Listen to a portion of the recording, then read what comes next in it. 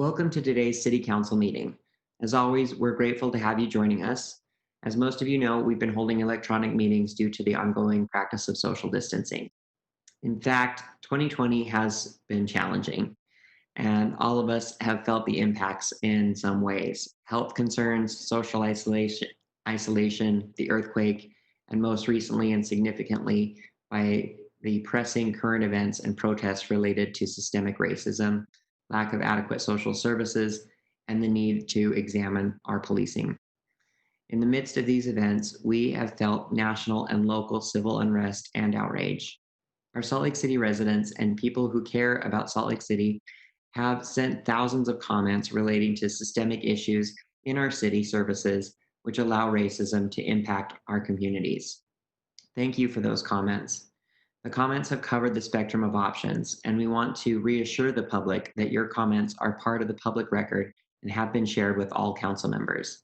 Each comment is valuable and deserves to be heard.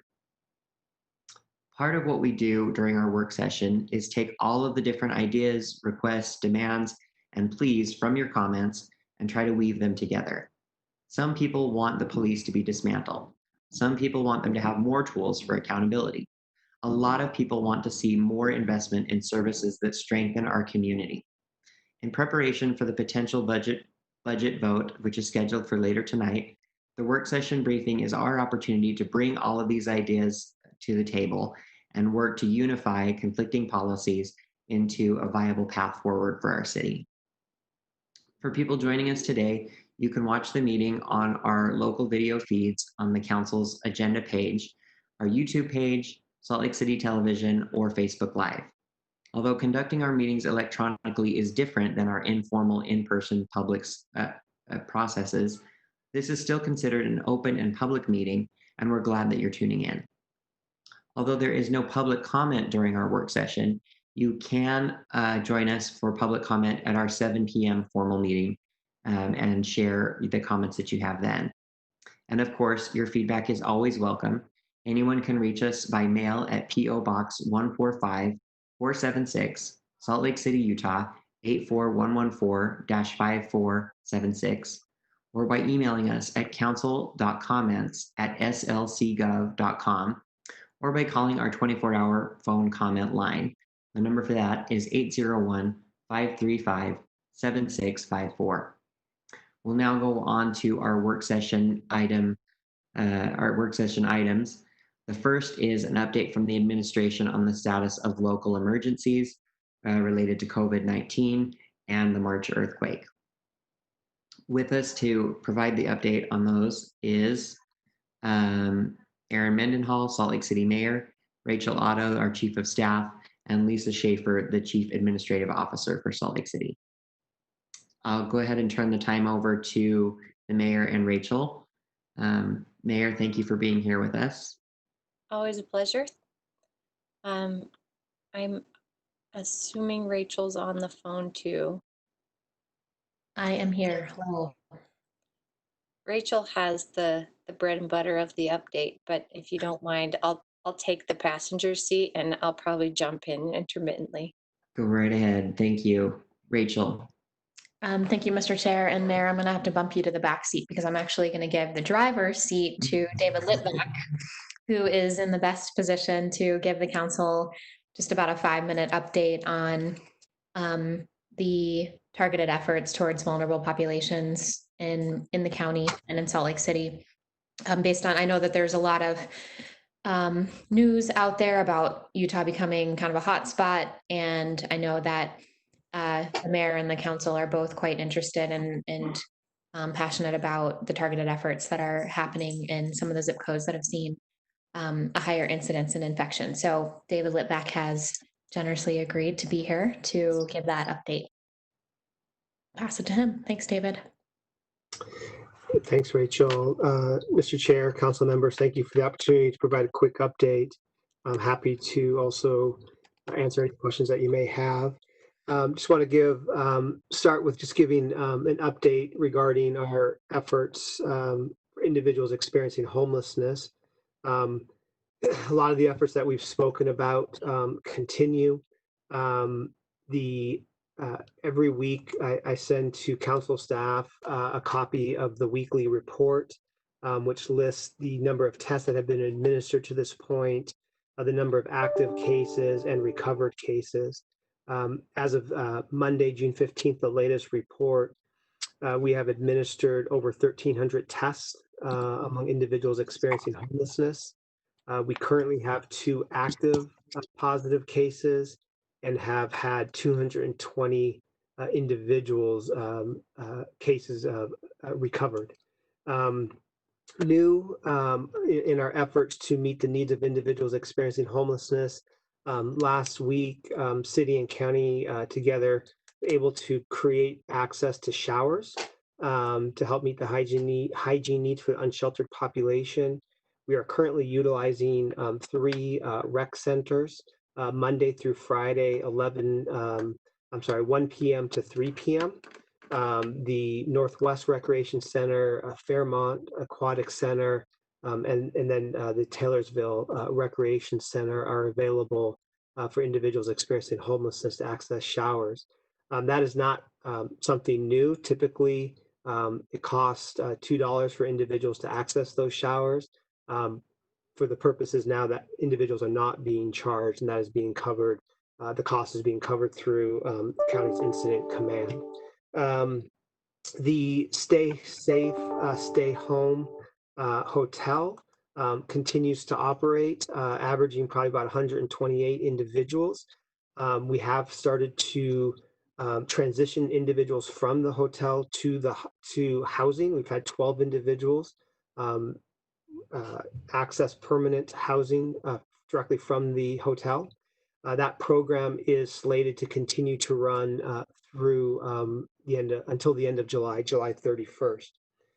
In addition, with individuals experiencing homelessness in the homeless community, both clients and staff, we continue testing to continue to provide access to testing. This week we are having weekly testing events at each of the homeless resource centers through the 4th Street Clinic's mobile medical bus that is back up and operating. We also will start this week with providing testing for individuals who are unsheltered, and having that once a week as well. And then, of course, for individuals that test positive, the county incident command continues to provide quarantine and isolation for those individuals. And then the HRCs are continuing to pay attention to screening for symptoms, and anyone symptomatic is being sent to 4th Street Clinic for testing right away. As most of you hopefully also know, a couple months ago, the work that the city has been doing, that I've been doing on behalf of Mayor Mendenhall and the city at Unified Command around homelessness also expanded to meet the needs of within our diverse and underserved communities. And so a lot of effort there as well, particularly around targeted testing. The city, county, and the state have been working very closely together to identify hotspots within the community and host within communities that are disproportionately being affected by COVID-19, our Hispanic community, African American community, Pacific Islander community, and others, and holding specific testing events for individuals from within those communities. In addition to support those efforts, we are working with community health workers. Both the state and the county are contracting with community health workers who, for anyone testing positive or coming to get tested as well, they conduct a screen to determine social determinant screen to see what other needs are the family does have. Part of the goal with the community health workers is for individuals and families from the diverse and underserved communities that have challenges with safely quarantining, isolating within their home. We want to make sure that we meet their needs. That includes a new partnership with the food bank that will deliver food directly to the homes for individuals in need that are isolating for a 2-week period. In addition, as Rachel said, a lot of the shift and the focus across the county are on the locations, the hotspots by zip code. This week, we are Salt Lake County Incident Command is setting up 2 permanent sites, one in Rose Park and one in Glendale for ongoing testing to support these efforts. There will also be a location in West Valley City for a permanent testing site. In addition to the food equity issues, for diverse and underserved communities, city and county and state are also working closely together to ensure access to housing assistance. That includes individuals and families who oftentimes because of immigration status may be excluded from some of the benefits that are currently available to others. So we're working on ensuring that all our community has access to rental assistance during quarantine and isolation. And lastly, I would just say, as a part of the efforts around diverse and underserved communities, for individuals who are not able to quarantine or isolate safely in their home, maybe because it's multi-generational housing, family, not enough space, whatever it may be. The county is also providing quarantine and isolation options available to those individuals as well. With that, Mr. Chair, happy to answer any questions. Thank you, David. Council members, any questions? Councilmember Valdemoros? Hi, David. Thank you so much for that update. I just have a question here in my district. We've seen for weeks now a big group of people just lingering and staying over on First South between Second and Third East. We've gotten comments from business owners, and obviously from the church. What's the status of that situation there, where at some point there's more than 80 people? So thank you, Council Member, for that question. The outreach efforts continue. VOA and the Community Connection Center, the social workers are out interacting with individuals there and across the city on a regular basis. The County Health Department has paused a little bit on some of the abatements within Salt Lake City. Advantage Services has stepped in to assist with just some of the cleanups. Though I do know that Housing and Neighborhood Development, Michelle Hoon and her team, along with the cross-departmental efforts, are focused on that area and looking at some additional strategies as well. Okay, thank you. And you know that they're closing that food pantry, correct? Correct. If they haven't yet. Okay, Yes. temporarily, but okay. All right, thank you. You're welcome. Any other questions, council members? Okay. Well, thank you very much, David. Mayor and Rachel, did you have anything that you wanted to add? No, not unless there are any other questions from the council. No, I don't think so. Okay, thank you. We'll go ahead and move on to agenda item number 2. This is going to comprise most of our discussions today. This is fiscal year 2020-2021 budget unresolved issues follow-up discussion. And we have Jennifer Bruno, the City Council Deputy Director, who's going to walk us through our long list. We also have available for questions Assistant Chief Tim Doubt from the Police Department, Lehua Weaver from the Council Office, Ben Ludke from the Council Office, Allison Rowland, Sylvia Richards, and Sam Owen, all from the Council Office. Yep. And all of those names helped contribute to all of this information. So just know, the whole team is here. So maybe a general outline and how this conversation will go. First, we'll go over some unresolved issues list that affect the balancing of your budget and sort of where the numbers need to be on the chart. And that's a real in the weeds way of saying as staff, we need to make sure that the budget you're adopting later tonight reflects exactly your intent. And there were a few kind of new items that have been raised both over the weekend and as recently as today. So we'll go over some of those. Then next, we'll move on to reviewing the language for the budget contingencies, which will go into the actual ordinance that adopts the budget. And Lehua will share that on the screen, and we can sort of real-time group edit, which is sometimes painful, but really necessary because, again, it's the exact expression of your intent. We want to make sure we get it right. And then we'll review the wording for the legislative intents in a similar way. You'll adopt those by motion.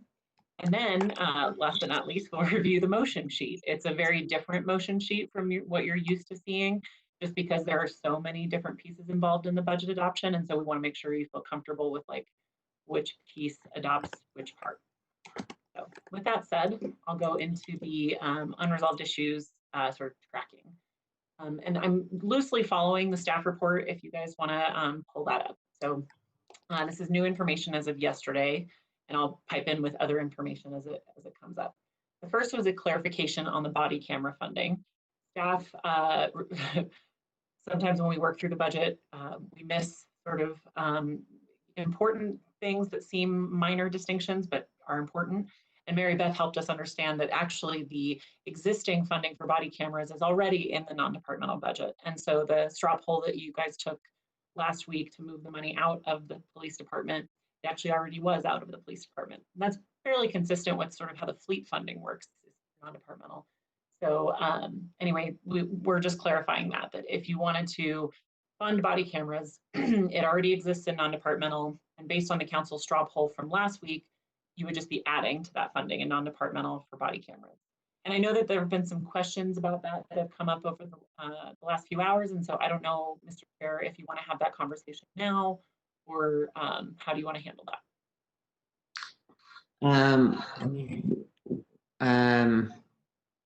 Is there another place where you think it would be more appropriate?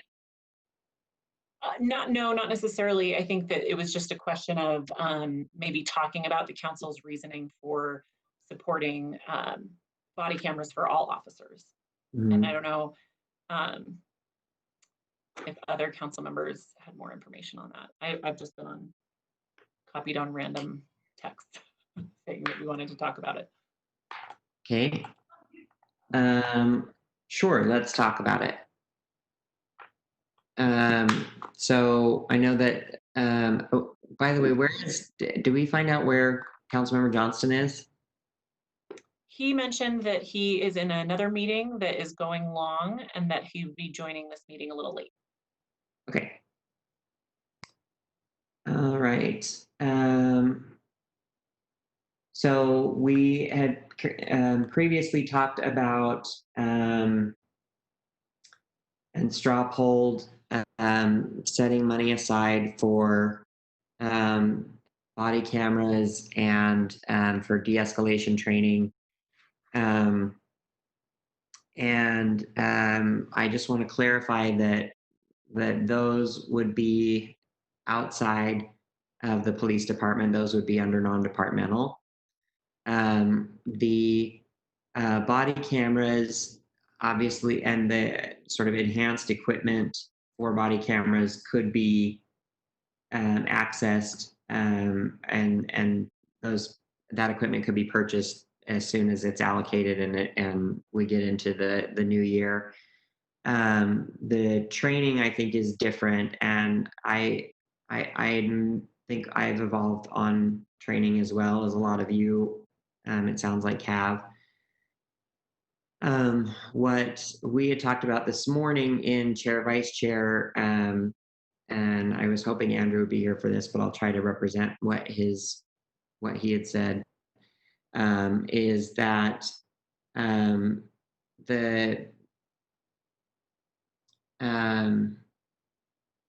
he would like to set aside money for training, but that would be not necessarily de-escalation training or implicit bias training, but training that would be informed by the commission.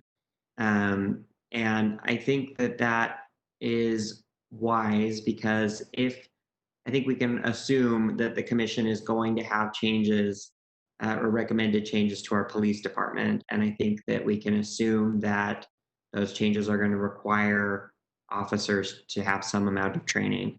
So I would propose, and I think what Andrew was proposing is still putting that money aside in non-departmental, but waiting to specify what kind of training that is and when that happens, until after we have input from the commission. And then if the commission comes back to us and says, yeah, I mean, training would be great, but we could also really use that money for something else, we can, through a budget amendment, take that money back and reallocate it towards that other thing. But in the event that they do want training, having it ready in non-departmental would make it available to access quickly without having a budget amendment. Councilmember Rogers. I think this is something that Councilmember Mano was working on. Is that correct, Councilmember Mano? Is this going right down the alley that you were going down? Yeah, thanks. I just, as we've been reading all the public comments, heard a lot of input from the public that maybe the body cameras and the de-escalation training and were not the best use of money. And I think 2 weeks ago I would have said absolutely I agree that those are the best use of funds, and I still believe that those are important, but I would like the funds, or at least my thinking is that it'd be great if the funds could be sort of held until the commission could be created and give us input on that. But if we're going to release them right now and the body cameras could be purchased next week, I just think we should make a clear argument as to why we think that those are important to be purchased now, and couldn't wait for a few more months until the commission lets us know. Again, I agree with you, though, Chair, that some form of training is going to be necessary. And so if that training budget isn't specifically tied to de-escalation or implicit bias training, it's training informed by the commission. That helps with the one piece of it. And then the other piece, if we can just make a clear argument as to why in any situation we think the body cameras are necessary, I think that would help me feel like we've at least listened to the public and discussed it. Just because a lot of, I think based on our discussions last week, I've been getting a lot of emails saying, why are you adding money for body cameras? It feels like those are unnecessary and don't do anything. And maybe that's true, maybe it's not, but I think it'd be great if we at least addressed those concerns.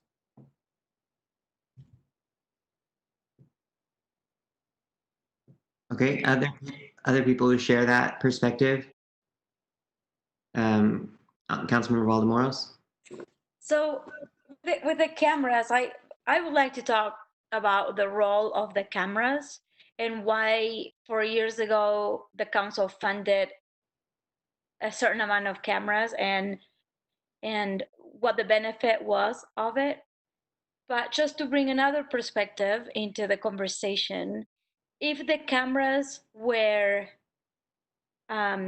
bought or implemented in our system so that we can, that the public and we can see when incidents happen and how they happen in a video, then we think that we need cameras for everybody so that we are aware of incidents that are happening out there in the community, and not having cameras, then we wouldn't know. So I think these cameras bring into light certain incidents, especially some of the things that we've seen recently, and it gives us a better or a clearer picture of what's going on. And if we know what's going on, we can actually work on the systems and policies. But if we don't have cameras, we will not know that certain injustices are happening. So I'm conflicted because I think they do serve a role that makes things clearer to make change. Councilmember Dugan. We have cameras on our police officers now. We are talking about also upgrading the cameras so they automatically turn on when the door opens or a siren goes on, or some some mechanism in that way.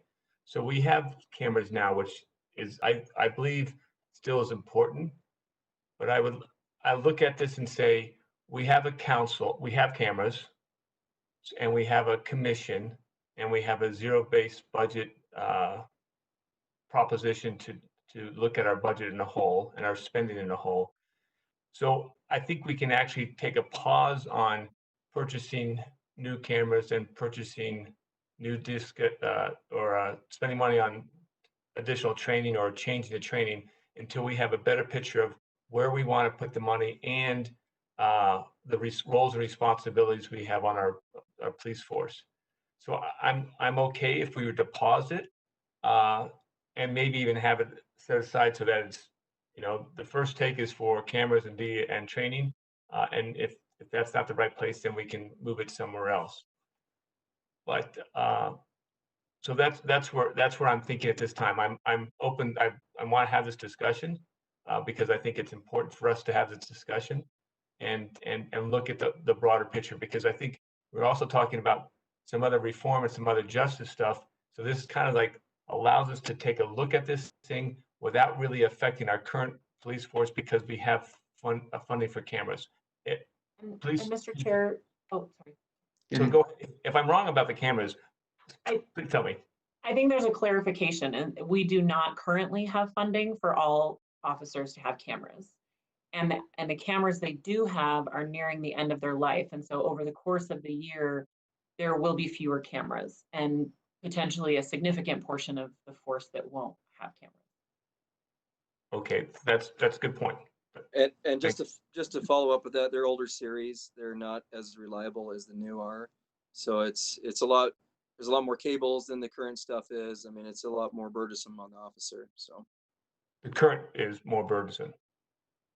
So I want to speak to it for a minute, and I want to be really clear to you and to the public that I acknowledge that there's a lot that probably the most significant studies that have been done about body cams show that they can't verify whether there's a statistically significant effect on deterring violent crime or violent behavior by police. And so to the extent that we say, should we fund body cameras in order to reduce violence done by police? The answer is we don't know. There's not a statistically significant answer. But my question isn't just about incidents involving police officers and use of force. Like there, as an attorney, are incidents that happen every single day with police, traffic stops, interviews, showing up to even situations where parents who are fighting over custody call the police to have them come and help them sort it out and prevent sort of keep the peace. And in those circumstances, which happen hundreds of them happen every single day, body cameras are very important to the work that I do in representing my clients, not only my criminal defense clients, but clients that I have in civil cases. So I think we have to think about the fact that, like, yes, we're having these budget discussions, and that's rightly shaped by a lot of what's going on in terms of like officer-involved shootings or allegations of officer misconduct. There are a whole host of reasons why funding body cameras are, I believe, essential to not only transparency, accountability of our police, but also a lot of these instances that I just described to you. If we don't have body camera footage, it is just the words of the officer against the words of those involved. And to me, that is not the direction that we want to go if we want to be forward thinking and data driven, and we want to reimagine what we're asking our officers to do. I really think that the footage is vital for those reasons. And so my vote for keeping the body camera footage is not just about this important piece of the debate that involves officer-involved shootings, but is all of the reasons to have body camera footage. We also heard from Deputy Chief Doubt that the alternative to us not funding these body cameras is that we will have to rely on officers to use their cell phones when conducting interviews and in other situations to sort of make do. And with all due respect to the officers, like that for me is not sufficient. I would rather have the assurance of a standardized system of cameras that the officer doesn't even have to worry about whether or not they've remembered to turn their phone on, or whether the angle that they're shooting is going to capture everything. Like I think that is not something that we should leave up to chance for either the officer or for the civilians that are being captured in the video. So I would really strongly caution all of us to think about the body camera vote in the greater context of the other things that body cameras provide. And then finally, in closing, I'll say that if we didn't have body cameras, we wouldn't know, like those of us who had to, have had to view officer-involved shootings in Salt Lake City, we wouldn't have any of that information without body cameras. We would have been only relying on eyewitness accounts, which I think are inherently subject to bias and inherently subject to fault, human error. The last thing I'll say about this is that I hear the community's concerns about body cameras and saying that they think that in some instances body cameras might encourage the use of force. I mean, that we don't know if that's true based on the data that we have and the research that's been done. But I would say to those residents, the problem isn't when we're talking about officer-involved shootings or use of force, the problem isn't what's shown in the footage. I mean, what's shown in the footage is often shocking and in some instances, really horrific. But what the problem is, and I think what the community perceives, is that these videos don't do anything to hold officers accountable in their view, because they see something that in their view is unjustified and is later reviewed by a prosecutor and determined to be justified. The problem with that system isn't the body cameras. The problem is the law that says what lens they're to look through and what standard they're used to determine whether body cameras or whether the footage that they see is justifiable under the existing law. That is what needs to change, not whether or not we can have that footage available. Mr. Chair. Yes. In addition to that, I appreciate those comments because I agree with you. And it's hard when you see just one angle of a body cam when there's other officers at different angles, relying just on one camera instead of having 4, 5, or 6, or having every camera activated within a certain area. You see all perspectives compared to just one angle, which is a much better option. I've been through the league put on a training on this with police officers and looking at body cameras and seeing all points, and that was one of the main points, is if you're going to do it, you got to make sure that they're all activated and everybody's on key. So Councilmember Dugan. Thank you very much. I like the clarity and I like the understanding, and also the answer about the body cameras, because I'm a proponent for the body cameras.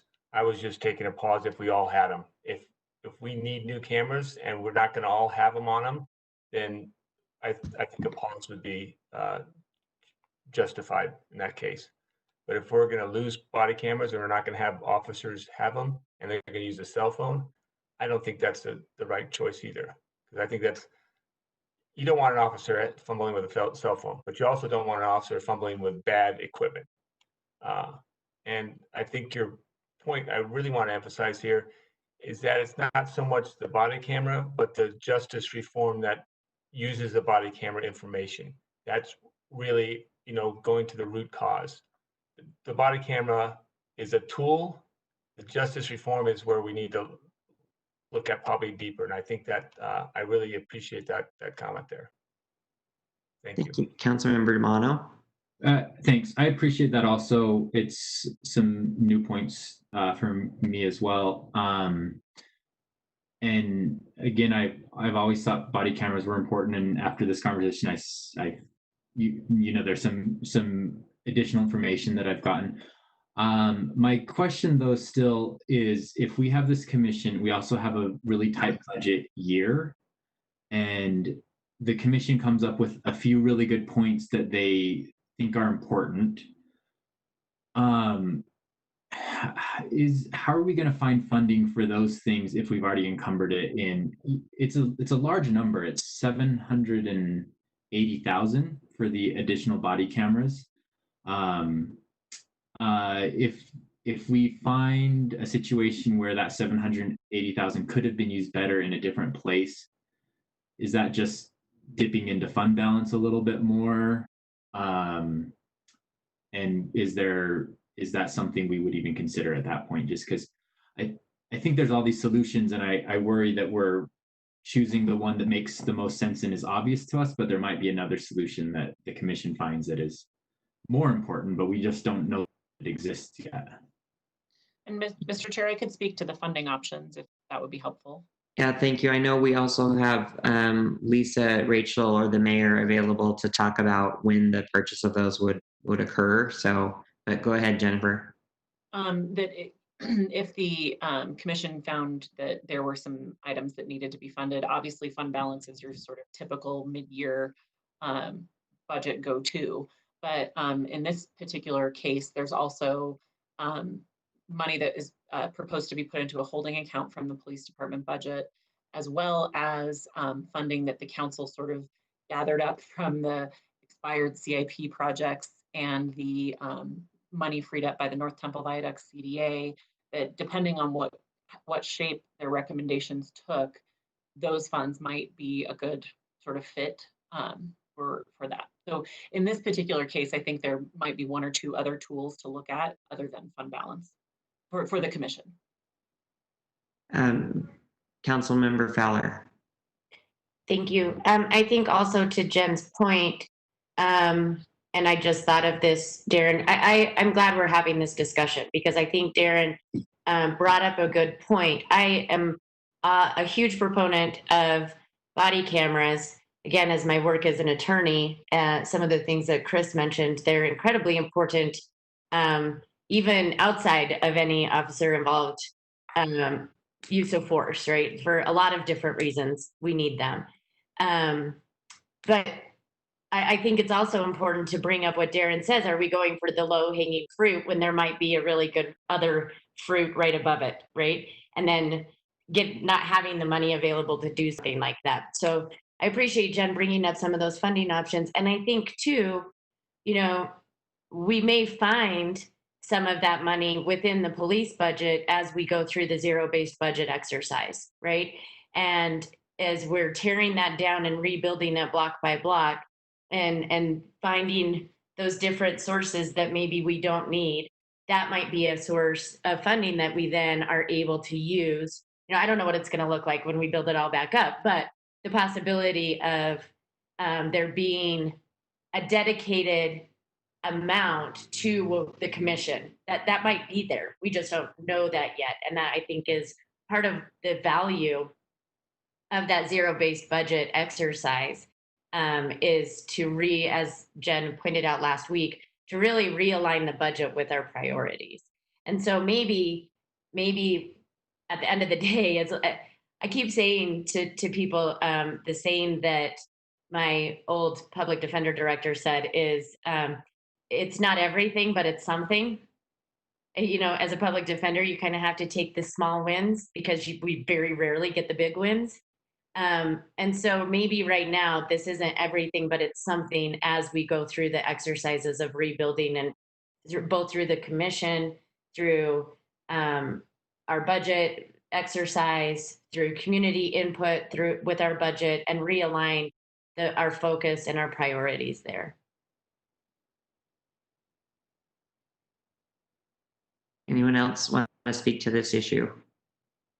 Hey, Chris, this is Lisa. Yeah. I'm gonna take a shot at trying to figure out where we could find this money, but I think probably within the context of this budget and what we know about fund availability, our best bet is probably going to be fund balance. I can also check into whether or not we have a current contract with the type of body cams that we're talking about, because that's going to take a minute too. So if we don't have a current contract, then we're going to have to go through that process, which would give us a little bit of time to identify a funding source for this activity. Okay. Anybody else want to add anything on body cameras? Okay, we had talked about training as well, but I kind of, the focus kind of shifted to body cameras. Do we want to, and we have Councilmember Johnston back with us now, take a minute to talk about training? And Mr. Chair, just to clarify, unless we hear that you have changed your minds, we'll keep everything as was straw polled last week. Is that fine? Well, okay, so before we move on to training, does anybody want to make a straw poll about making a change regarding body cameras? Jen or Mr. Chair, can Jen clarify what these options are? Because now I'm confused because another idea was introduced. So last week we well, maybe I'll let you talk. There you go. The straw poll last week was to add funds to the existing body camera budget to guarantee that every officer would have a camera, and then also add funds to the non-departmental budget to add technology to the cars that would automatically turn on the camera when the officer exited the vehicle. So the current budget is $512,000. What would be added to that is $687,000 for the camera piece, and another $93,000 for the technology to go in vehicles. So that would be added to the non-departmental budget, not the police department budget. So that was what was in the council straw poll. Okay. And now the new idea, there's no new idea today from, No. okay. All Not right. on this piece. There's new ideas on other pieces. Right. Except if I may, it sounded like Councilmember Baltimore, a couple of council members may have been interested in, instead of having the money appropriated to specifically to the body cameras, there was some interest at the beginning of this conversation to have it allocated just to another holding pattern for the training and the body cameras. So I think we just need clarity on where their votes are in terms of whether that goes to body cameras or to holding until the commission can explore all the options. Well, I'm going to.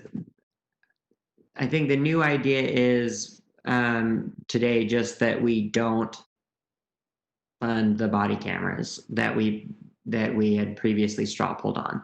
So at this point, if people want to change that, and we're going to have a separate one after our discussion about training, we're going to have a separate vote about training, but body cams only. Is there a straw poll to change what we voted on last time? Okay, so then let's, Councilmember Johnston, did you want to speak about body cams or training? I do body cams. I'm sorry I missed your first part of the discussion, and it sounds like keeping it intended for body cams is what we're going to do, Mr. Chair. Yes, yes. My only thought was I'm sort of split on this issue. I'm concerned in the very, very immediate short term, as in today, tomorrow, this week, that there are enough body cams that every police officer on the street has that evidence. Essentially, that's what I'm a little worried about that. If that's not true, then I think we've got to have that out there now while we have these bigger conversations about the whole system. So that's my primary concern, I guess, initially. I don't want any officer interaction with the public without that.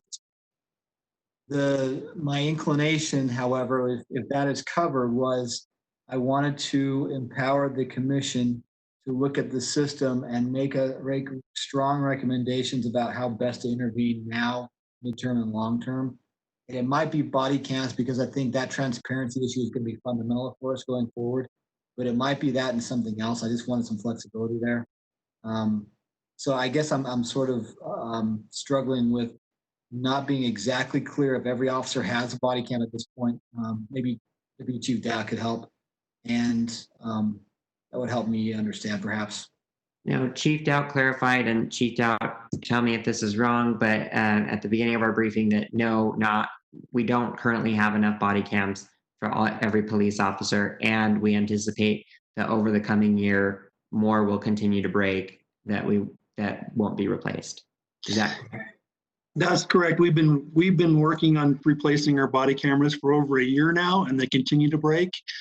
Not all of our officers have them right now. I will say all of our officers in the field responding to calls have them, but we're at a razor thin margin of if they break, the batteries go dead, we're just losing them at a higher rate. So we do have them on calls for service officers right now, but not every officer has one. So not all detectives have them. Not all the other officers have them right now. So, Mr. Chair, if I may. Yeah. For me, I think body cams are not the answer, but without the footage from body cams, any accountability ability or looking at use of force or the investigation side that we've been talking about is going to be really hampered. So I would be inclined to ensure that we are funding the body cams immediately to make sure those are there while we have these bigger discussions.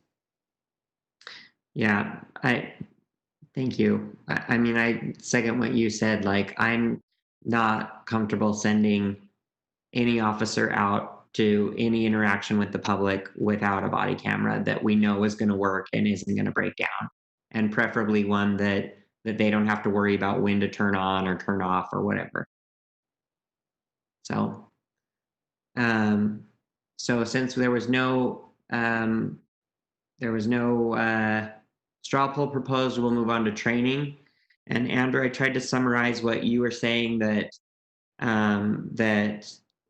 the concern with training is that we had previously been labeling the training as, de-escalation or implicit bias, but that what you had said is that maybe the best thing is not to label the training for that, or the money for that, put it aside for some kind of training, but that we ask the commission to say what they think is the best use of that. And if it ends up that it's not training, if it ends up that there's something else that would be a better use, then we can reallocate that through a budget amendment, but that we'll have more time to make that decision than we do with the body cams. Yes, Mr. Chair, that would be accurate on my end. I think the training is a much bigger discussion. I think, and Deputy Chief Dow could probably talk to this, but crisis intervention teams are trained in a different way, perhaps, than we're thinking about them. And simply more de-escalation training, I'm not sure is going to lead to changes and fundamental changes that I'm concerned about. So I'd love the commission to look at this holistically from a multi-systems perspective, and have some funds available that we could deploy very quickly, based on what we're hearing back from them. Even if they're not completely done with their analysis or their recommendations, something we can act on quickly in the coming months. Okay. So would we like to propose a straw poll about modifying or clarifying the training, or is that necessary, Jennifer? It's not really. We could just add it to the holding account. Maybe we could get some, if you disagree with that, maybe let us know. It sounds like most council members are okay with that and wanting to move towards giving the commission more to work with. But like, we don't need, my question is, do we need a budget amendment, or do we need a straw poll to make that explicit? this is probably in the gray area. I think we usually use your conversations to inform how we word things, and maybe that's what it is. But I see Councilmember Fowler has a question. Yeah, Councilmember Fowler, go ahead. Thank you. I think if we need a straw poll, I would move to put the 55,000, 267,000 into a holding account with the 2.8 million and move that 2.8 million over to non-departmental. Okay, Councilmember Dugan, did you have a question or did you want to? Okay. Echo just what Councilmember Fowler said. Okay, so we have a straw poll from Councilmember Fowler. Does anybody have any questions about the poll? Okay, would you go ahead and indicate your support? Okay, and that I see Councilmember Johnston, Valdemoros, Fowler, Dugan, Mono, Rogers, and myself are all supportive. Great, and just to clarify on that, Mr. Chair, this was actually a new idea that was raised based on Finance Director thinking creatively about decoupling the holding account from the police department budget. So it's a little bit of accounting magic that thankfully Mary Beth is willing to work. So it would actually reduce, it would reduce the police department budget by that 2.8 million. And now actually the training money was already in non-departmental, proposed to be in non-departmental, and would locate that money in non-departmental. Okay. Maybe if I could go to the next item that is along the same lines of that concept. Yes. Is Mary Beth also thinking creatively about just budgeting sort of technique, is willing to have the social worker budget, social worker program budget live in non-departmental, even while the FTEs sort of essentially live in the police department, while the commission is working on things and while the administration is evaluating if the social worker program belongs under PD or in some other form. And so this again would be sort of a way to really solidify the council's intent that that is a program that needs kind of its own sort of look at things. And so that would be another 2.47 million that would move from the PD budget to the non-departmental budget, even though the FTEs, just to be really clear, the FTEs would still stay in the police department. For now, the operations would exist as they always have. It's just a budgetary tracking thing. Councilmember Dugan. We have the 3 social workers. I must have missed something. What happened to the victim advocate position? Did we? I think that the council in their straw poll and balancing last week decided not to proceed with the victim advocate restoration, but they did proceed with restoring just the social worker. Okay, thanks. Remember Thursday? That feels like a year ago. Feels like a year ago to me. So does somebody want to propose a straw poll based on what Jennifer's told us? Mr. Chair, I would propose a straw poll moving the 3 FTEs, the funding, not the FTEs, excuse me, the money part of it from the police department to non-department. And to clarify, it would actually be the entire social worker program. So not just the 3 FTEs, but all of the FTEs associated with that program. So let me modify my straw poll. I would propose a straw poll moving the social work program funding from the police department to non-departmental. Okay, anyone have any questions about the straw poll? Mr. Chair, I don't have a question about the straw poll. I'm actually supportive. Jennifer, are we going to need any follow-up about non-salary expenses related to those employees? So because, the administrative staff is just great, they actually pulled an entire budget report, including non-salary costs relating to that program. And so I'm looking at the detail. We just got it before the meeting, but in the detail that I'm looking at, it does include, software maintenance contracts, insurance, other expenses, things like that. So I think they should be set. But, obviously, just like any other budget, they can come back and ask the council if there needs to be an adjustment. Okay. Thank you. Councilmember Mono. So that's, you said 2.5 million that's currently in PD and is now going to departmental, but we're still adding the 80,798 to release the 3 frozen FTEs. Is that correct? Yes, although I think that if the council wanted to do this, I think that it would probably be more in line that you would add that 80,000 money to the non-departmental To the side rather than the non-departmental, police right, department right. side. Okay, but the 2.5 is Previously- already in PD. What's that? Sorry. 2.5 is already in PD. We're moving that to non-departmental and then Right. adding an additional 80 something for the 3 FTEs. Right. Hey, And it's Jennifer, sorry, yes. this is Mary Beth. Hi, Mary Beth. So the 2.5 includes victim advocates. Also remember, all of your social workers we're funding by funding our future dollars, just so everyone is aware of that as well. So that's moving funding our future dollars out of out of police budget into non-departmental, just so everyone understands that. And I think that even though, and maybe this is a question for Mary Beth, and maybe it's a question for the whole council, that I think that when the council is committed to certain categories of funding our future, I think that those categories are tracked no matter what department they sort of live in. So, you know, if it's fire apparatus that live in non-departmental, that still gets counted towards the public safety column of funding our future. But it is important for that clarification so we don't lose track of that. Councilmember Dugan. Yeah, you're correct. I will include that as a project code under still police. So it will still be a police project code. It just won't live in a cost center for the police department. Councilmember Dugan. Mary Beth just answered my question. There's a line item that specifically says these social workers work for the PD, so we don't end up spending that non-departmental funding somewhere else. I don't want to get cut and then look for it. Thanks. Oh, yeah, absolutely. We will create a separate cost center and maybe a multiple of cost centers. I'm not sure exactly, but at least one cost center for all social workers, personal services, and all other expenditures. Okay, thank you. Okay, so we have a straw poll from Councilmember Fowler. Any other questions about the straw poll? Okay, go ahead and let's indicate your support. I see support from Councilmember Mono, Johnston, Fowler, Valdemoros, Dugan, Rogers, and I am supportive as well. Okay, thank you for that.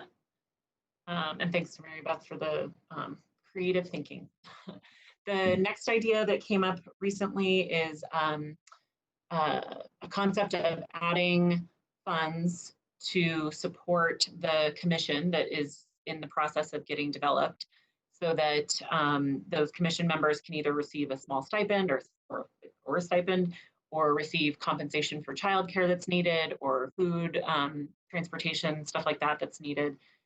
We don't have an exact idea of what order of magnitude we're talking about, so staff suggested a placeholder of $100,000, and then the administration could come back with like a more detailed recommendation of what could be achieved with that.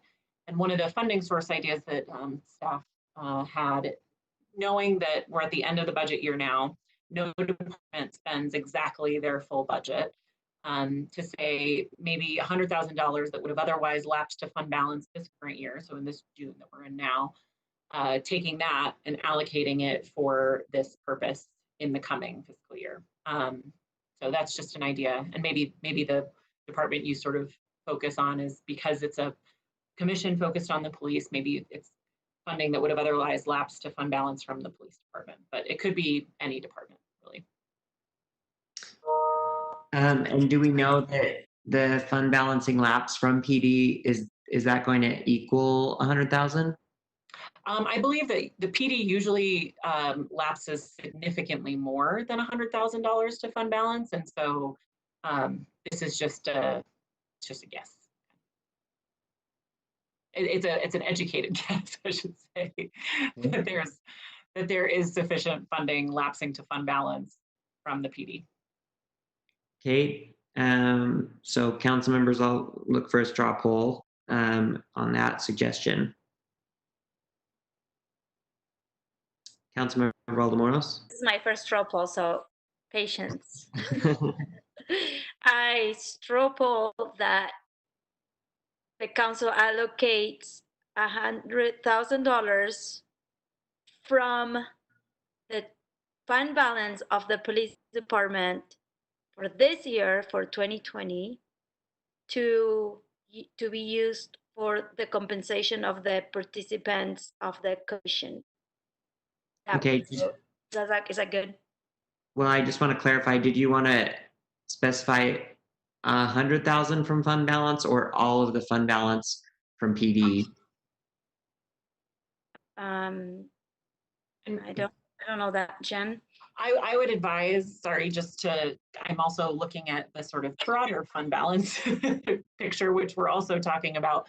One of the departments that thoroughly contributes to that maintaining a fund balance are these larger departments like police and public services and things. And so I would caution against, because the general fund will have a need for fund balance probably likely in the coming fiscal year, and it would make sense to sort of protect that. So you could put a placeholder of 100,000, and then maybe we could do an evaluation with finance to see, could that be increased?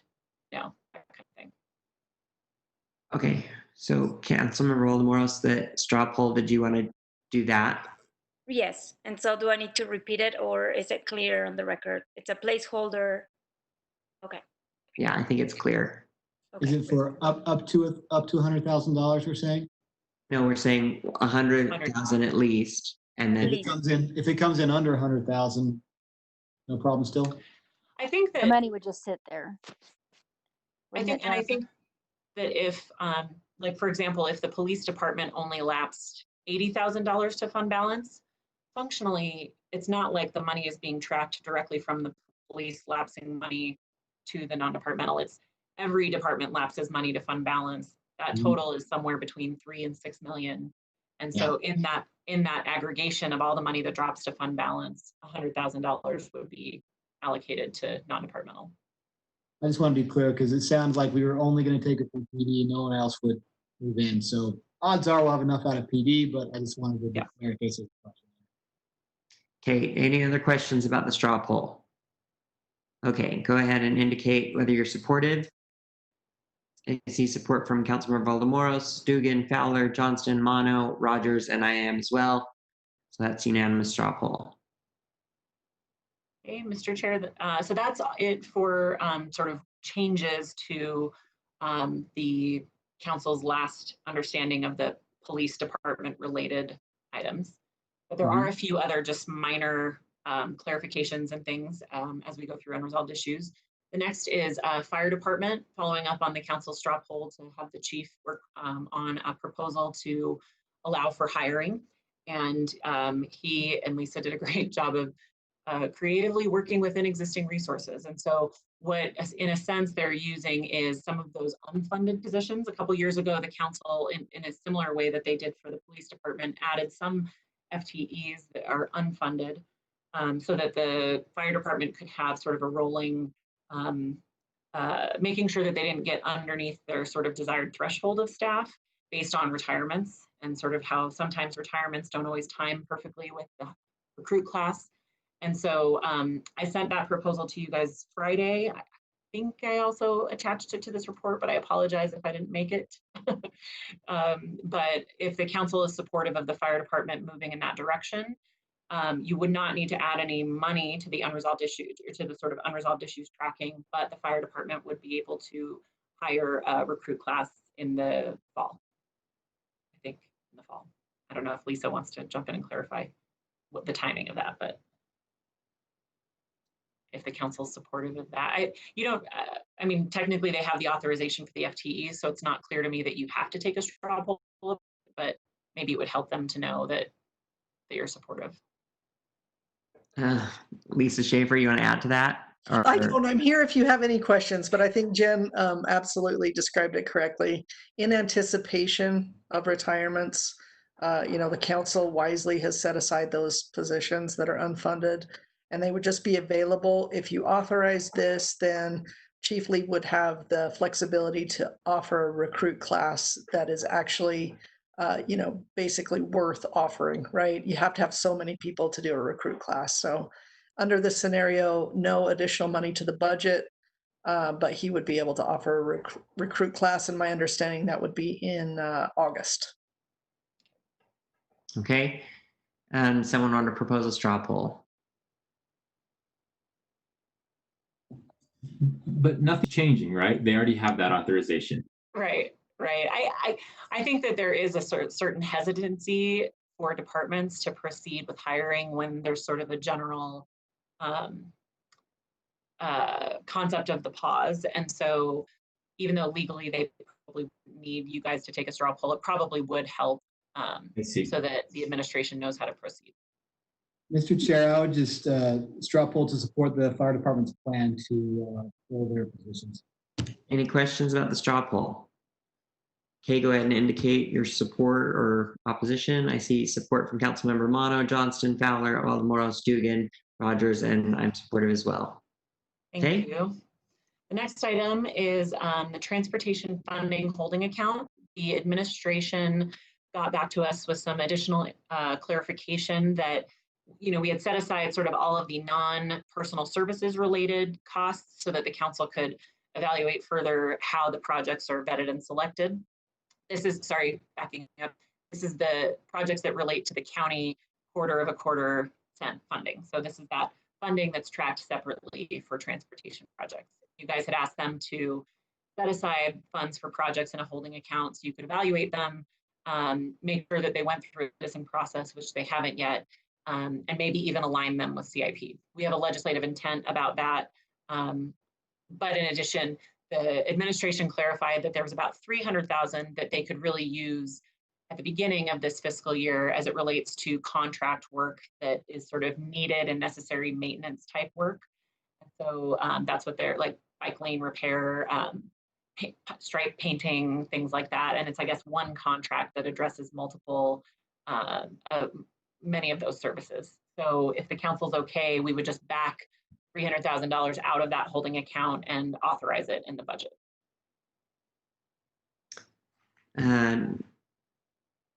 Councilmember Fowler, you're holding your thumb up, but I don't think we have a straw poll. I figured Jennifer's question was good enough to get an answer. I don't think we're allowed to do that. I don't think I'm authorized to straw poll. Yeah. What Jennifer said is my straw poll. Okay. Is there any questions about the straw poll? Okay. So go ahead and. Okay. All right. I'm seeing support. Councilmember Johnston, Mono, Fowler, Valdemoros, Dugan, Rogers, and I am as well. Okay. The very last item before we go to the sort of interesting contingencies and legislative intents language is the North Point Master Plan. The administration is requesting that the council roll over the $50,000 that was added to this current budget year. The timing of the release of the RFP means that planning won't be able to have a contract before the end of June, which is what they would need to sort of carry the project forward into the right beginning of the fiscal year. And so if you guys add it as a part of this budget amendment, it will essentially mean that planning will have that funding as of July 1 instead of waiting for a budget amendment. Okay, I see two. Well, I don't know. I need a straw poll. Mr. Chair, I straw poll that we release the $50,000 in fund for the North Point Master Plan. Any questions to the straw poll? Okay, great. Show your support or opposition. Councilmember Johnston, Mono, Fowler, Valdemoros, Dugan, Rogers, and I were all supportive. Awesome. Thank you so much. So next, we'll move on to the budget contingencies, which are essentially requirements of the budget that are actually embedded into the budget ordinance itself, the budget adoption ordinance. So this is definitely like a speak now if you have edits situation because it will end up in the ordinance. Lehua, are you prepared to share that language? Yeah, I'm just bringing it up now. Awesome. Thank you so much. And as you guys review these and suggest edits, staff will just sort of keep track in a live basis of your changes. And because, again, this is because we're doing screen sharing, I have a hard time, seeing everyone on the screen. So maybe just stop me if you have questions. So the first set of contingencies, maybe one or overall thing is that anytime we say the word holding account, that is essentially a budget contingency. It means that the money doesn't get released until certain things are met, like the council receives a briefing and is okay with the plan. So this is just to memorialize that the police budget holding account will be established.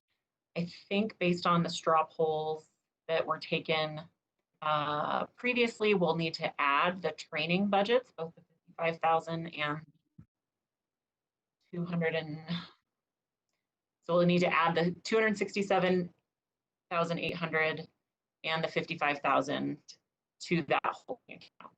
And staff can clean up the sort of numbers of it, but I just wanted to flag that. And the contingency would be on pending future discussion to occur in the next 6 months on the roles of the police department in engaging with communities of color and underserved communities and addressing systemic racism. This discussion must include input from a new city commission on policing equity.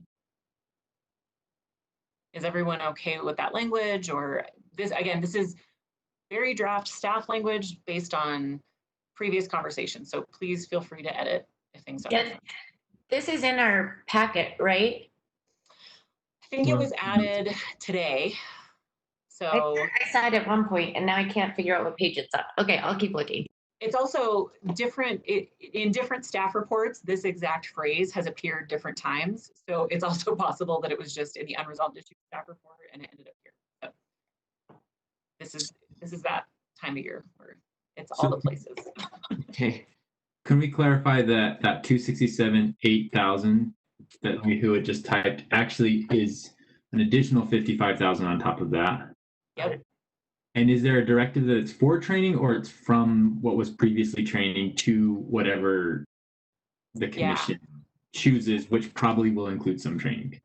What I heard from you guys is that you wanted the commission to advise on and how that money should be spent. Right. Whether it's training or something else.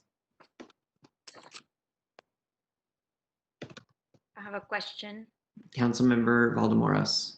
That's 267,800. According to the staff report that we got, the training is for fair and impartial policing, Harbinger, and Blue Courage. That's what they do currently, right? And then the commission will review these 3 different kinds of training. And so the 55,000 is what is currently done. The 267 is what the estimate was based on a council staff question.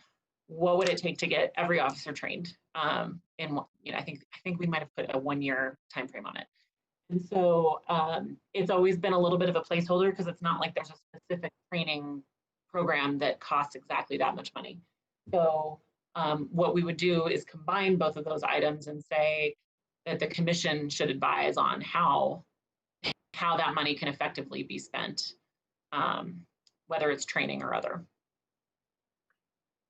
All right, and then on your language, and I know here in red you put commission, but the rest of the language doesn't. It just says for future discussions to occur in the next 6 months on the roles of the police department.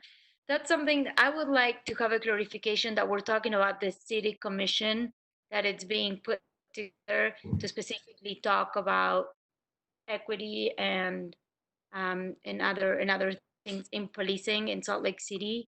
Because is that possible? And the reason it's because to me it's unclear and maybe I missed it. I love the commission.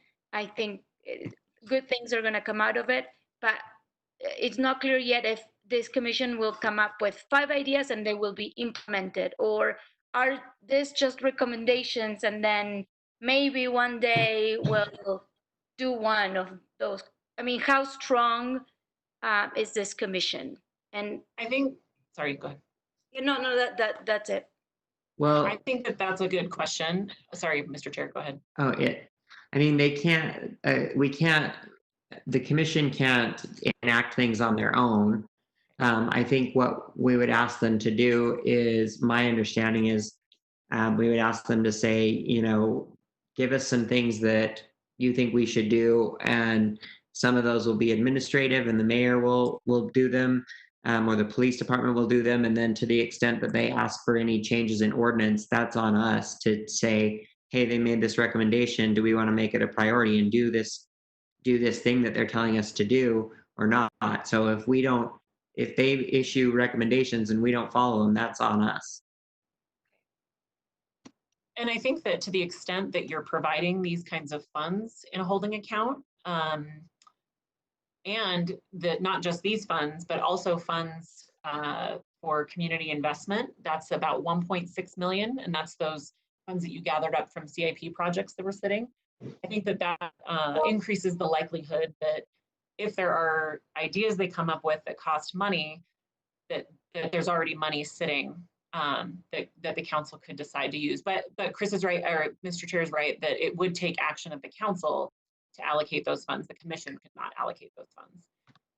But by the council committing to not spend those funds until the commission makes that recommendation, that's sort of like the council's way of signaling to this commission, we're really serious about how you recommend that we go forward. Right. Thank you. Thank you. And we'll, let's see, so maybe we'll wordsmith this a little bit during the break and maybe email it to council members. I think that, it's going to need a little massaging and also clarifying from Rachel, which is good, about the exact title of the commission, which is the Commission on Racial Equity in Policing. So we'll make sure that we're consistent there. And Mr. Chair, it might also make a lot of sense for the council to have more discussion on these items about how the commission is going to be formed and how they're going to be making those decisions and recommendations. But that's probably not something we can fold into tonight. Right. Okay. I agree for another meeting. Yes. Mr. Chair? Councilmember Johnson? Just a small word change or a modification. In the first line, allocation of the $1 million to police department budget, contingent on a pending future discussion. We pluralize discussion to discussions, plural. I want that in, it's going to be an ongoing process, I believe, so just reflect that there. Okay, take out the pending first. Thank you. Oops. Mr. Chair, Councilmember Mono. I'm just realizing it's saying police budget holding account, but didn't we determine it's a non-departmental holding account? Yes. Yes, we did. Thank you. And I think that would go into after the FY21 police department, right? FY21 non-departmental. Allocation of 2.8 million. Well, but it's still under police issues because it's going to non-departmental, but coming from police. Oh, got it. Thanks. Yep. So yes, it should still be non-departmental budget account. That's correct, but it should still be under police issues.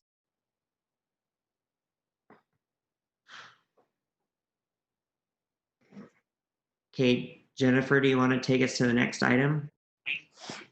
So I think Jennifer's internet is bugging out. So I will scroll up and work on this. I think that Ben and Allison are also on the video and they can help where I might not be as updated on these items. The next one is related to the community investment holding account.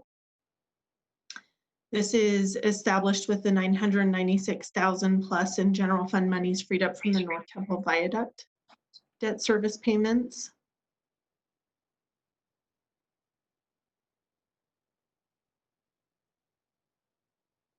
And it's just clarifying that reappropriating this money from CIP to reinvest in communities of color and underserved communities.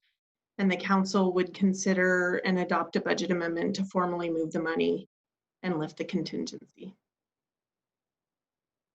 Okay. Okay, the next item C is creating a holding account for the transportation funding that we receive from the county.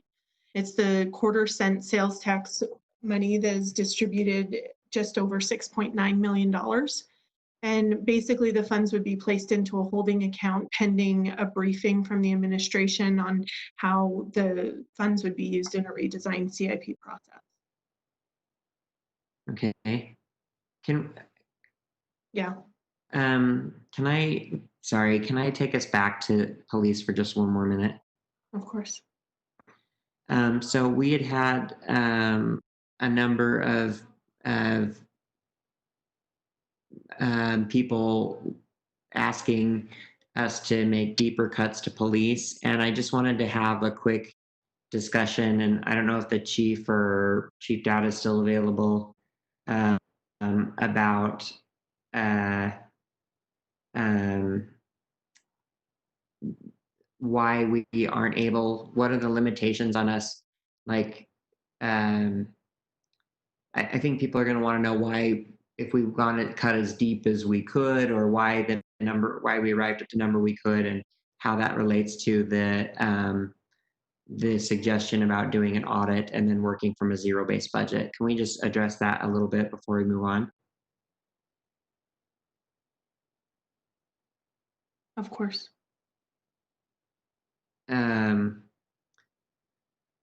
So Jennifer, can you kind of start us off on that? Yes, and sorry for my technical problems. So, like, for example, one question I got was that someone said that why can't I think we answered in trying to answer in a previous meeting. People said, why can't you defund the police by 30 million? And then I think that may have gotten confused with the answer of why can't you defund the police? I mean, there's a statute that says that we have to have a police department and it has to be funded. But there, you know, that doesn't mean that there's a statute that says you can't cut right 30 million from the 2020-2021 police department. So what are those legal limitations? Because I know that there are lots of ordinances and statutes, both the state and local level, that require our department to do certain things that we have to give them the ability to do. I think I could maybe the chief could speak better to what the impact would be, but when we first calculated 30 million, it was roughly, you would have to lay off roughly 200 officers, because 92% of the police department's budget is people. And so there's just not that like extra to cut like there is if you're also dealing with like a capital budget, for example. So like the total city budget has more flexibility in terms of cuts than the police department budget would. I don't know if that makes sense. Sort of, yeah. Cindy Gus Jensen. Yes, let's, if I'll just take a stab at it. So there are several things that complicated the discussion and the look at how to make these cuts. You don't ever want to be in a position where you're delegating your legislative authority to, say, the police department, because we need to have enough clarity about their budget so that you as council members, elected officials, know exactly what the impact of the cut will be. And the core function of the police department is the policing, the, you know, for lack of a better way to say it, going to crime, investigating the accidents, preventing crime, those sorts of things, making arrests. Those are the core functions. There are a lot of other functions that you have funded over the years: the social workers, the victim advocates, the programs where they're working with young people. Those are the non-essential things to the core function of policing.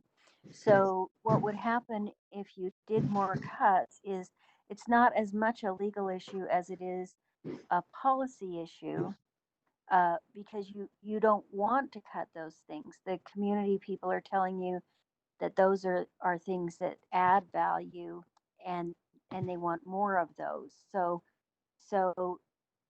the problem is that just whacking out a bunch of money from the police department would then, by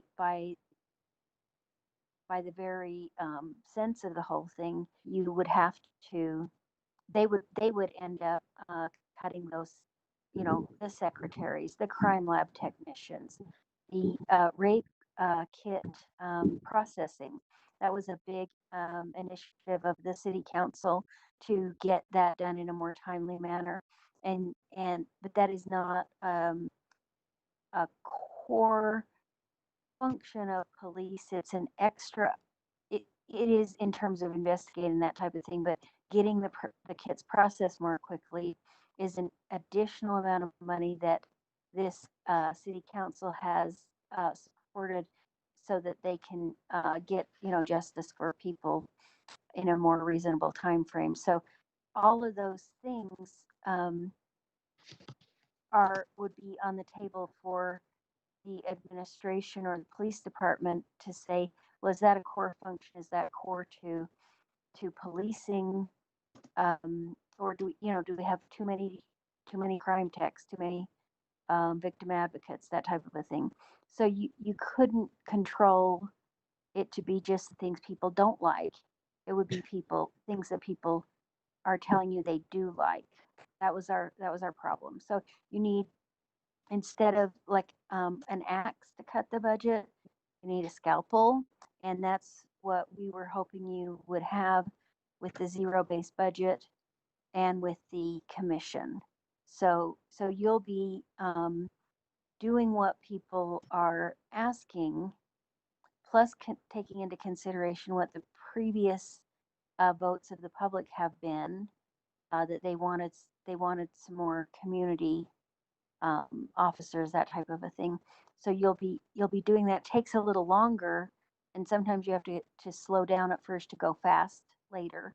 And so what I see that you're doing is laying the groundwork now so that you will be able to have all the information you need to do what it is that you hear from the public.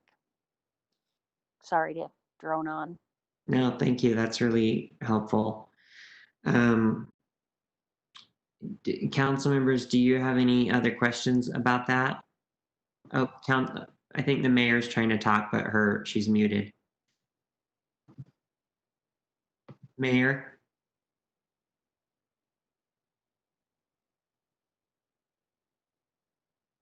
Mayor, okay, now Mayor is unmuted.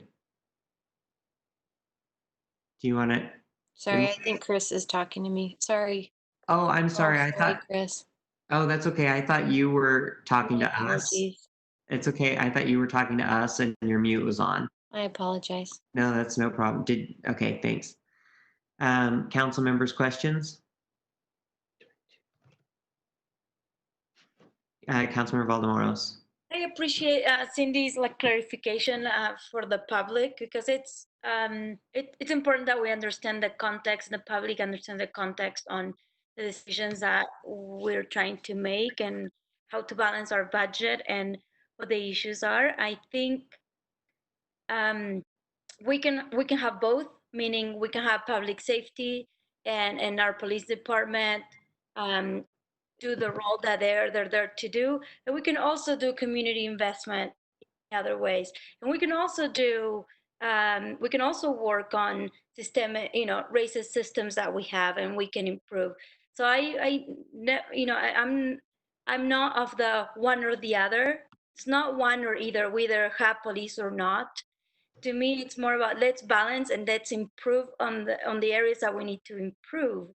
And so it's good context, as Cindy said, that how the role of the police department and removing $30 million, which it's unclear yet where this figure came out, but practically speaking, removing 200 police officers or staff, it's not necessarily what I think as a community in general, as Salt Lake City taxpayers want, because they have already agreed, to pay for a service, and that's what we need to deliver.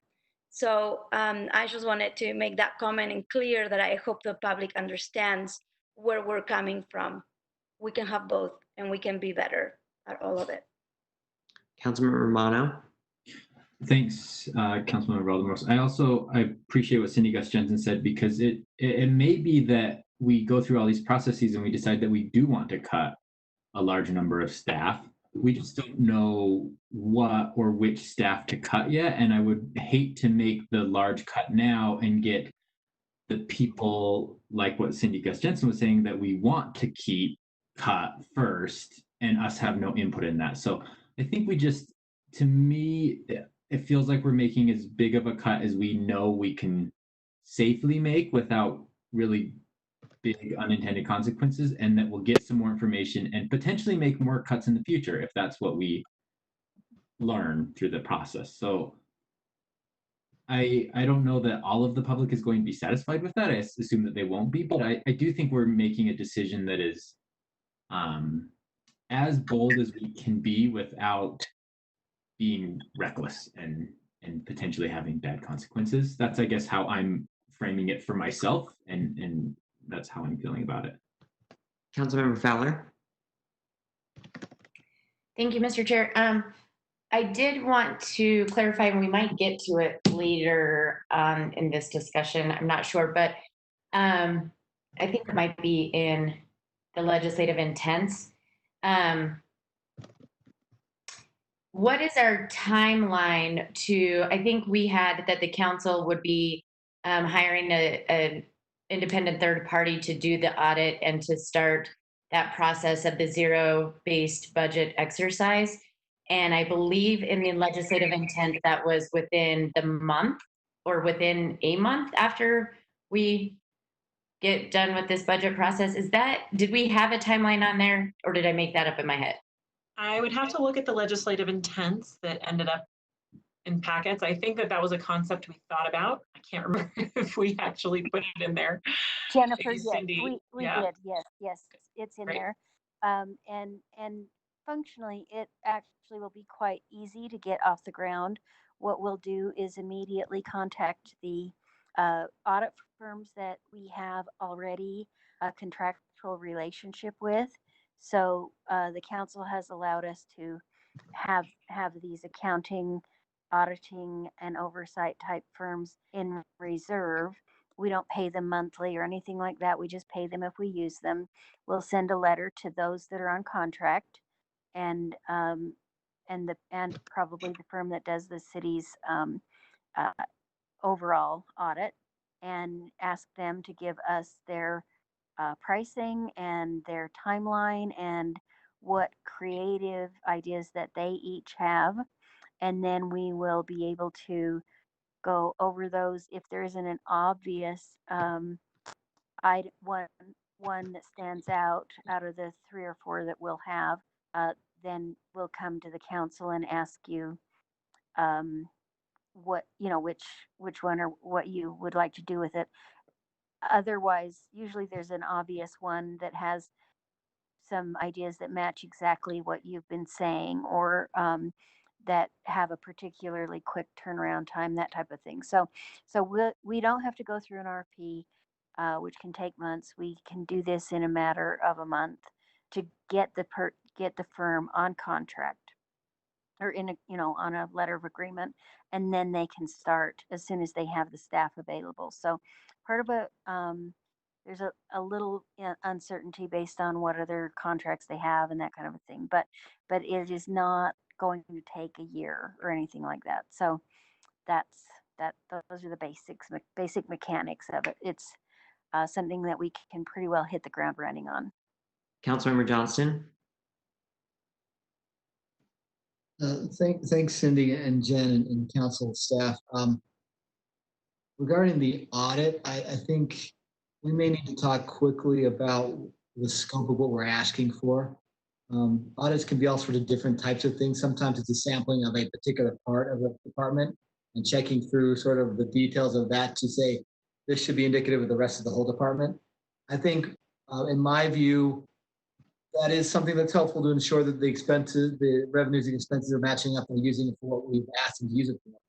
But I think a big piece for us is we're looking at an $80 million budget, understanding the pots of money there, more detailed, and not necessarily evaluating whether they're be using the funds in one department the way that sort of we think they are. It's helpful, but the scope is going to matter to us. So do we need to talk about that as soon as before we do this, or give me a sense of that?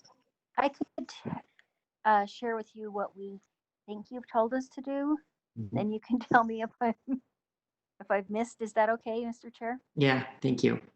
Okay, so what we think we're doing is asking them to go through and analyze the police department budget in extreme detail and to work with us to come back with all the tools that we need to have a zero-based budget so that you as a council are dealing with this in component parts.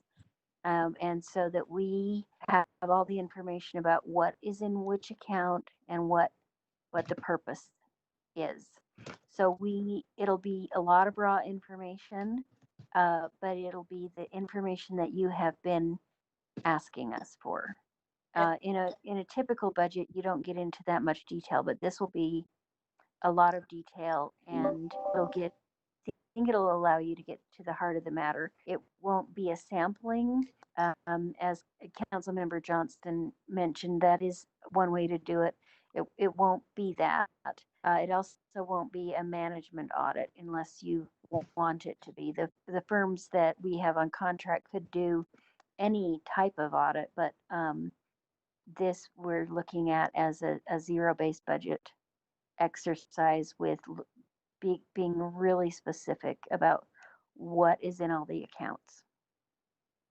May I ask another favor, Mr. Chair? Go ahead. I agree with that, Cindy. Thank you. I think I'd also put an intent in there that we probably need some information regarding other city expenses that are related to current policing models. I'm thinking about, we have contracts with, say, a social model detox program that we utilize for diversion from jail. I'm not sure if homeless services discussion, we've had that discussion about showing that whole budget for all homeless related services.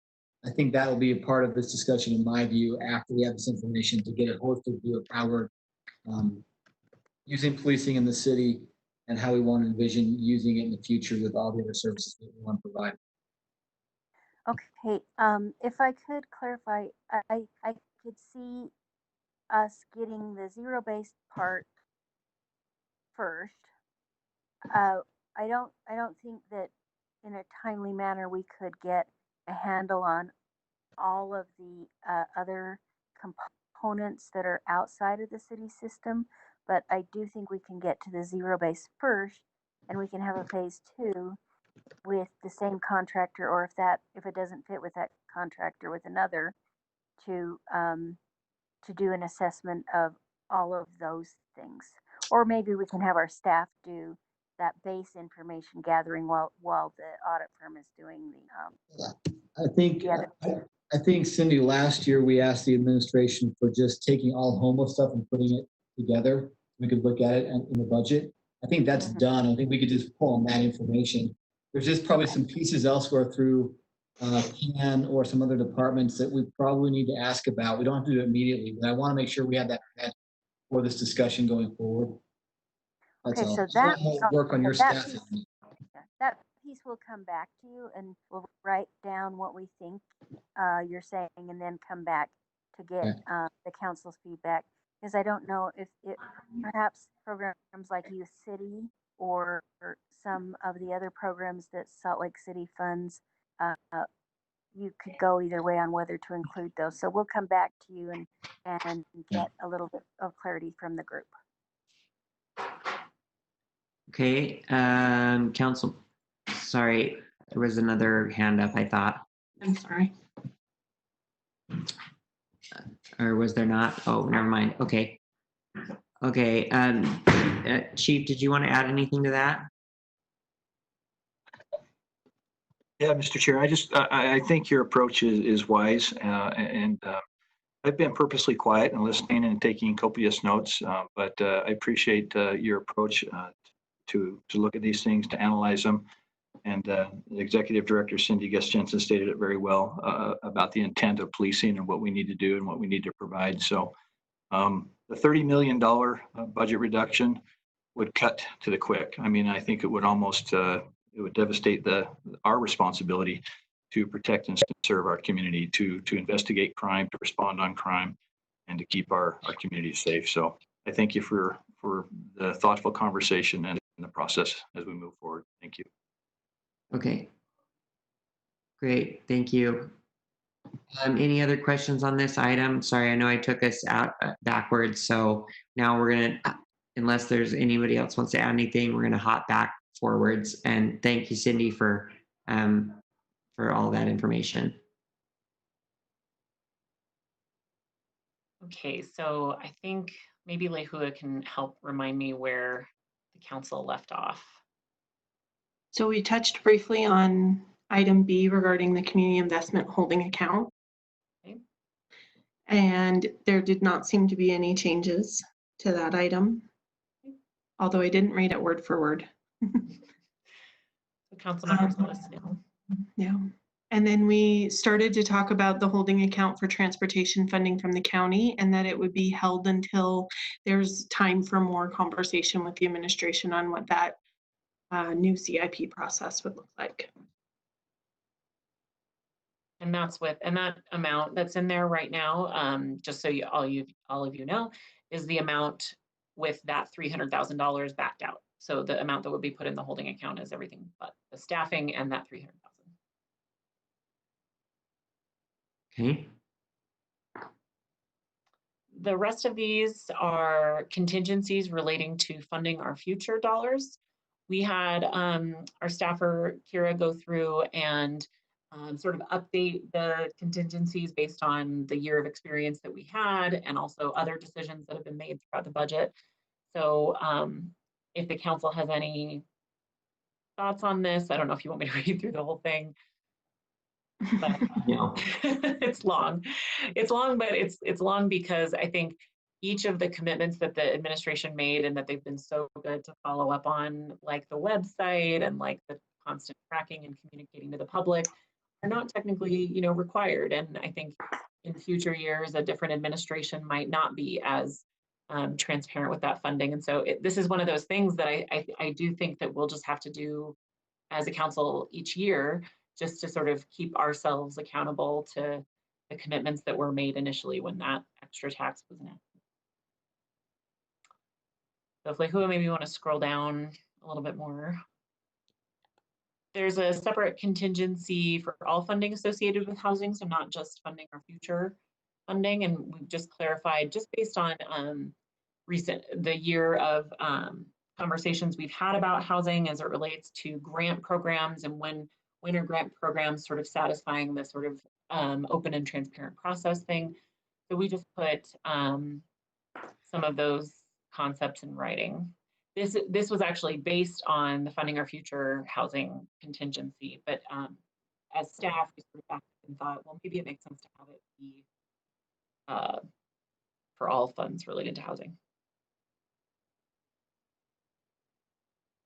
Then a contingency for the Housing Trust Fund that it basically puts in writing that the city will be moving the Housing Trust Fund from the general fund to the RDA.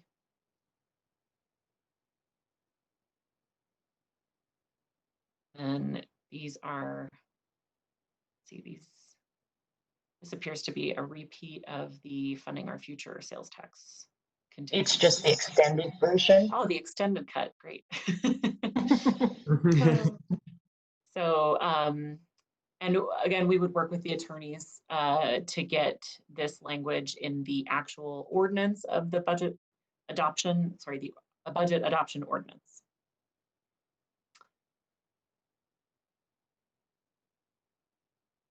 Okay, we can switch to legislative intents unless there are other questions. Nope, that's great. Okay. Thank you.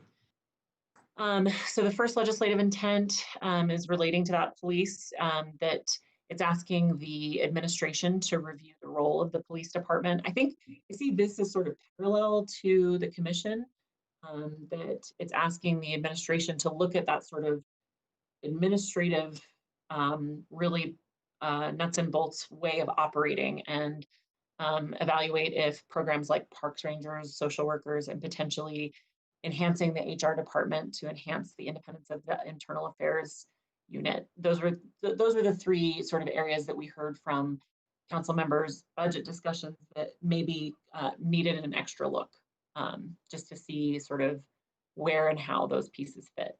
And I think like I said, I think I see it as parallel with the work that the commission is doing, and I think one could inform the other. Okay, any other comment? And next, oh, sorry. I don't see any questions. Okay. Then this is where that intent about an independent auditor, and the term audit is sort of a catch-all term. It doesn't necessarily mean that the thing they're doing is your standard financial audit, but it is the term that most of these companies tend to call themselves. So, we can play around with that language. To evaluate each line item in the police department budget with the goal of conducting a zero-based budget exercise. Oh, and I see we have an extra D there, Lehua, exercise, which will take the budget apart and build it back in a way that aligns with the policy goals of the council, mayor, and public. And I see Councilmember Fowler has a question. Yeah, Councilor Fowler. Thank you. There's also an S on builds, or maybe which take the budget apart and builds it back in a way. I don't know. That sounds a little funny, but maybe we need to add an S on takes, which takes the budget apart. Yeah. There we go. This is where he was talking that I don't see a time frame, and I'm wondering if we can put a reasonable time frame in there or add to it that an update will come to the council in X amount of time, so that even if the audit's not done, or even if is this not enough? Like Cindy was saying, that it kind of depends on what contracts the auditor may have or things like that, understandably. Maybe we put in there a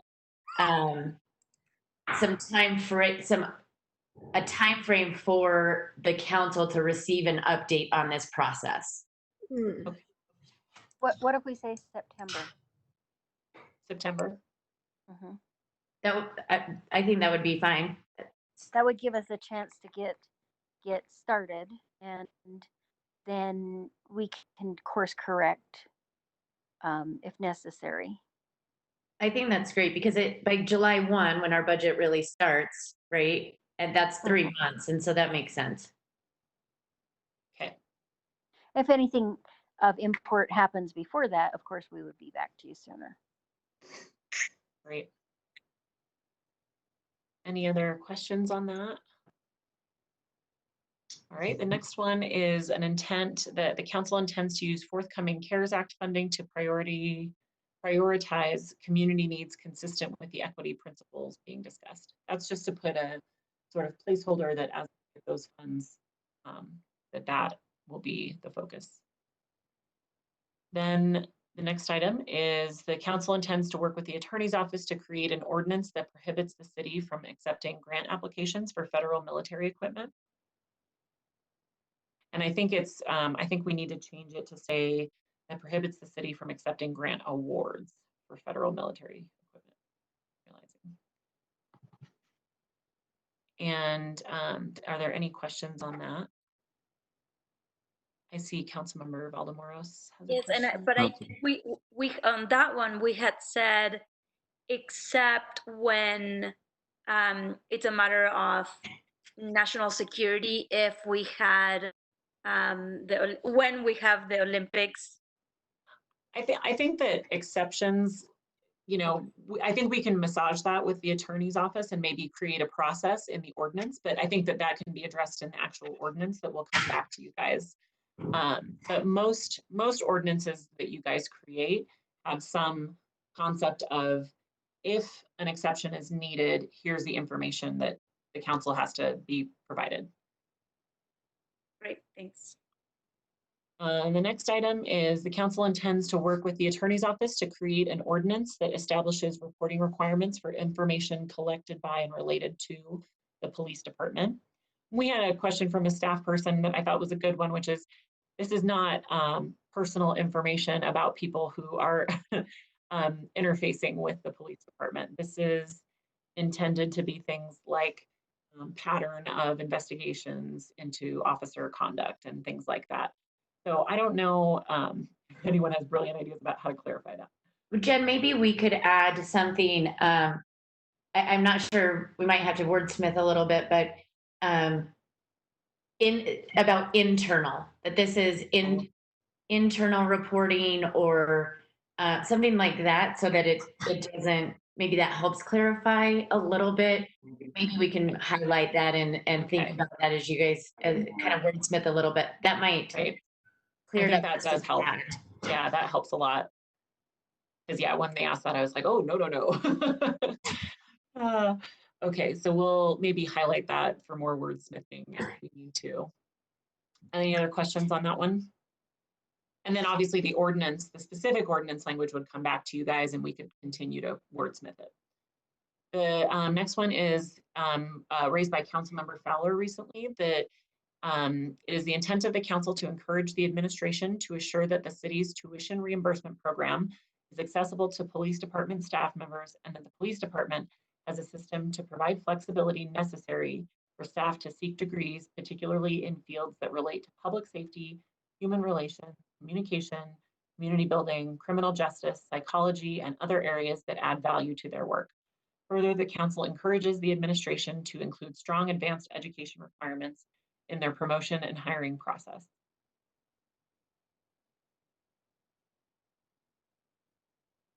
Okay, any questions on that?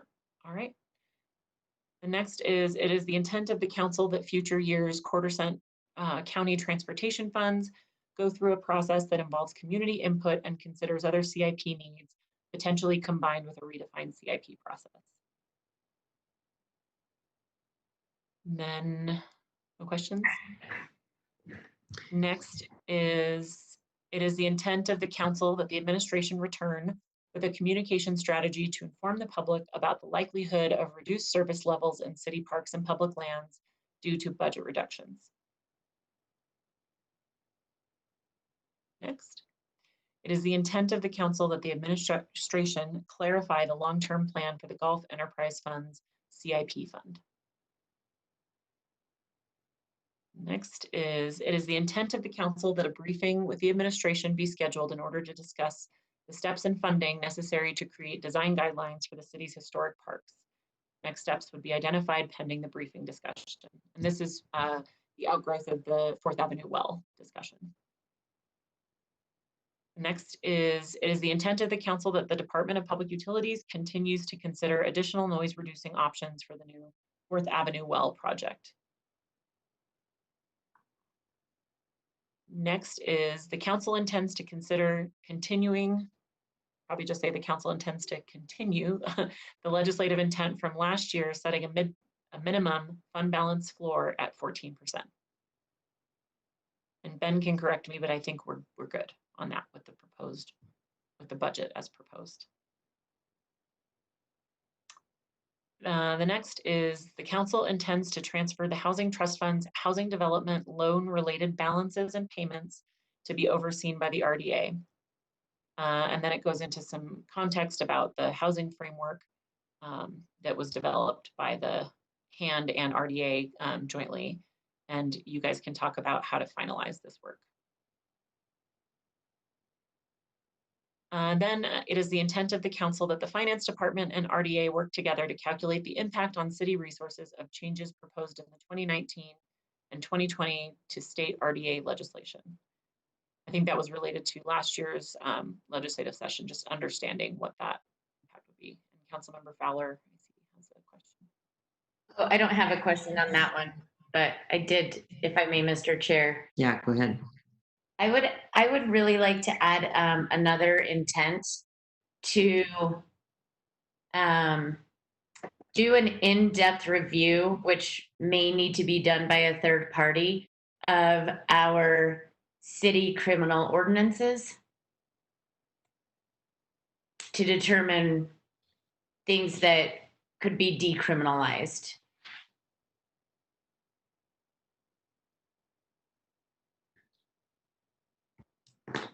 And we might need to, I would imagine we would need to coordinate that with the city attorney's office, and maybe even now that we have an agreement with the county DA, I'm not sure at what point in the process, maybe it's just that they review whatever recommendations are but I'm just thinking we would want to run that by them or not. I mean, I'm okay with the city attorney's office, but the day the ordinances are our decision, but. True, true. I'll do- defer to Cindy on that. Oh, we could do a scope and work with the attorneys on the council because they each have raised ideas, especially Councilmember Fowler, and then come back to the whole council. Then you would get a draft of the audit, and there may be things along the way. You'll get, a briefing in the middle of that kind of thing. Then you can determine, hey, we would like input from this entity or that entity. That'd be perfect. Thank you. Mr. Chair, could we put a timeline on that? Which one? The one that Councilmember Fowler just said, like have this started or underway by September, or, I mean, I don't want this thing to drag on. Yeah, I mean, yes, I'm sure we can. The thing we have to keep in mind, though, is that even if there are things that are, and I don't know if somebody from the attorney's office is on the line still, but even if there are things that are not a crime under city code, but they are a crime under state code, they still have to be enforced by our police department. Mm-hmm. Is that accurate, Katie? That is accurate. I do think that we would need to really do a holistic review, and it's a big project, but absolutely we could work through the interplay between city code and state code and come up with some recommendations. I realize how big of a job this really is, and it's going to take coordinated efforts, right? I don't mind like maybe having a timeline, but I would even almost just give it a year. Like as long as we're kind of working on it, have a report or some sort of update in 6 or 8 months, because we have a lot of other things on our plate, and I do realize how big of an endeavor this is. But to Councilmember Dugan's point, I certainly don't want us to have it slip through the cracks, but would understand kind of having a much longer timeline for something as big as this.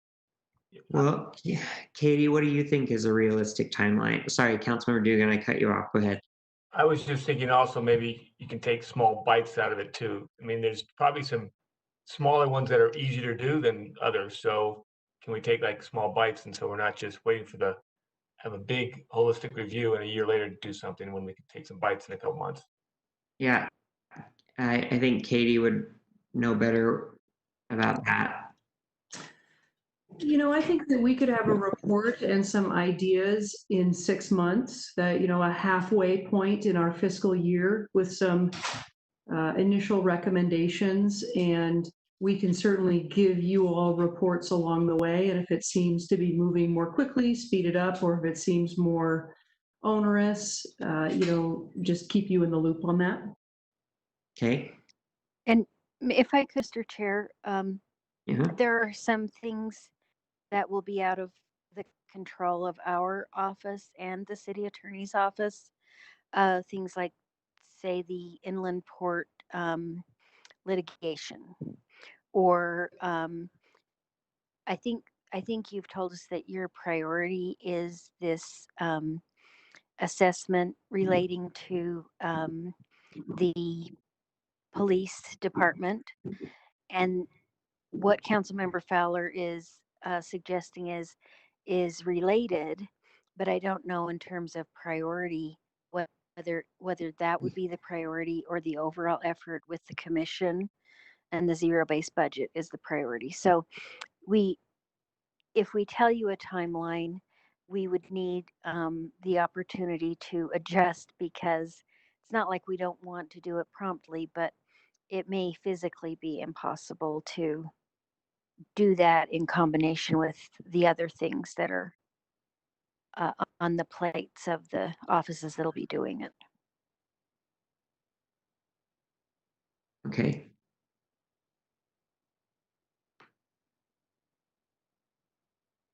Mr. Chair.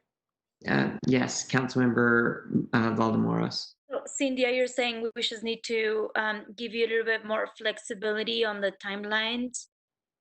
Is that what you're asking? I just don't want to overpromise and underdeliver, as Jennifer would say. And so, and you guys are always really great about that. But I just want to, say up front that the effort of reevaluating the way a city does policing and social services is a big piece of work. And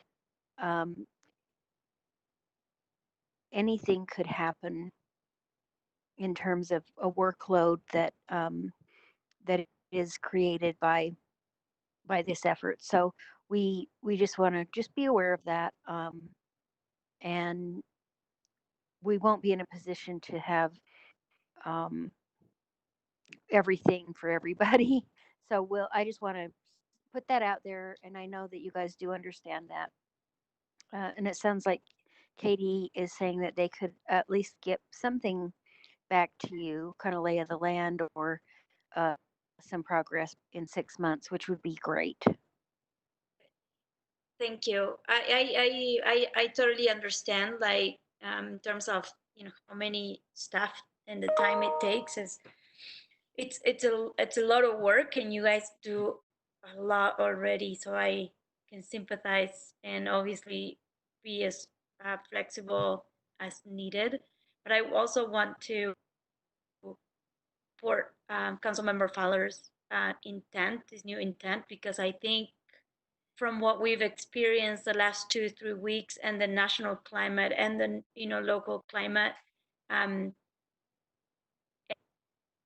what the community is saying, I know it takes time and I know it takes a lot of effort, but I think it merits these claims and this reform or this new wave of change. Merits that we do this.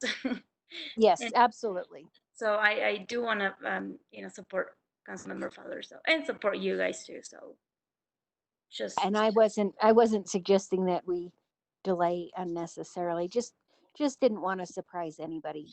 no, it's fine. Thank you.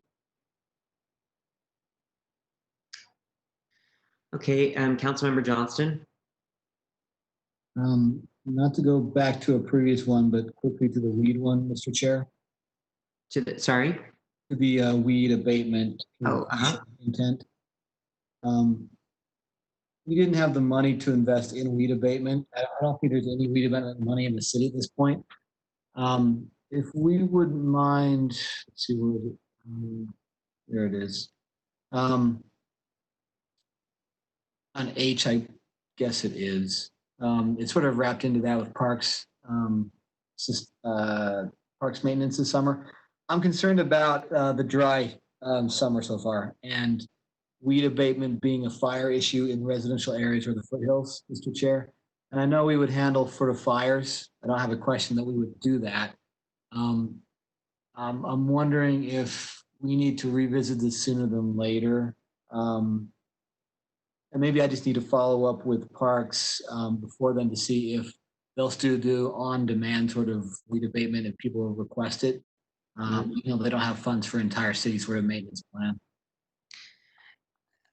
Just to, and maybe somebody from Parks and Public Lands can help me on this, but it is something that my residents have been really concerned about. And fortunately, there are programs where residents can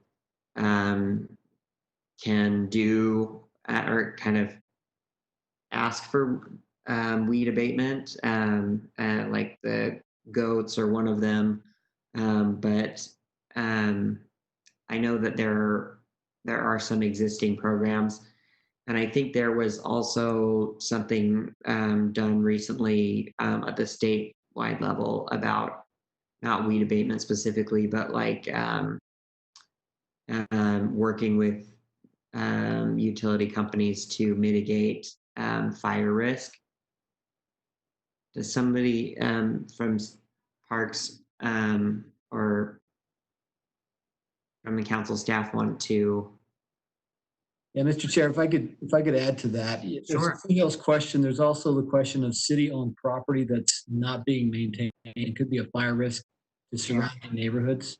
The old Raging Waters is one example of something we own. We're not developing. It is going to have weeds, and it had a fire there last year. Just know as a city, if we need to look at that sooner than later. That's all. Do we have anybody from Parks? I don't see anybody. That's okay. The other reason I bring it up now, Mr. Chair, is I would defer until, say, mid-year to revisit this based on the budget. The problem is we probably need it in the first quarter of this year, July, August, September. It's an issue at that point.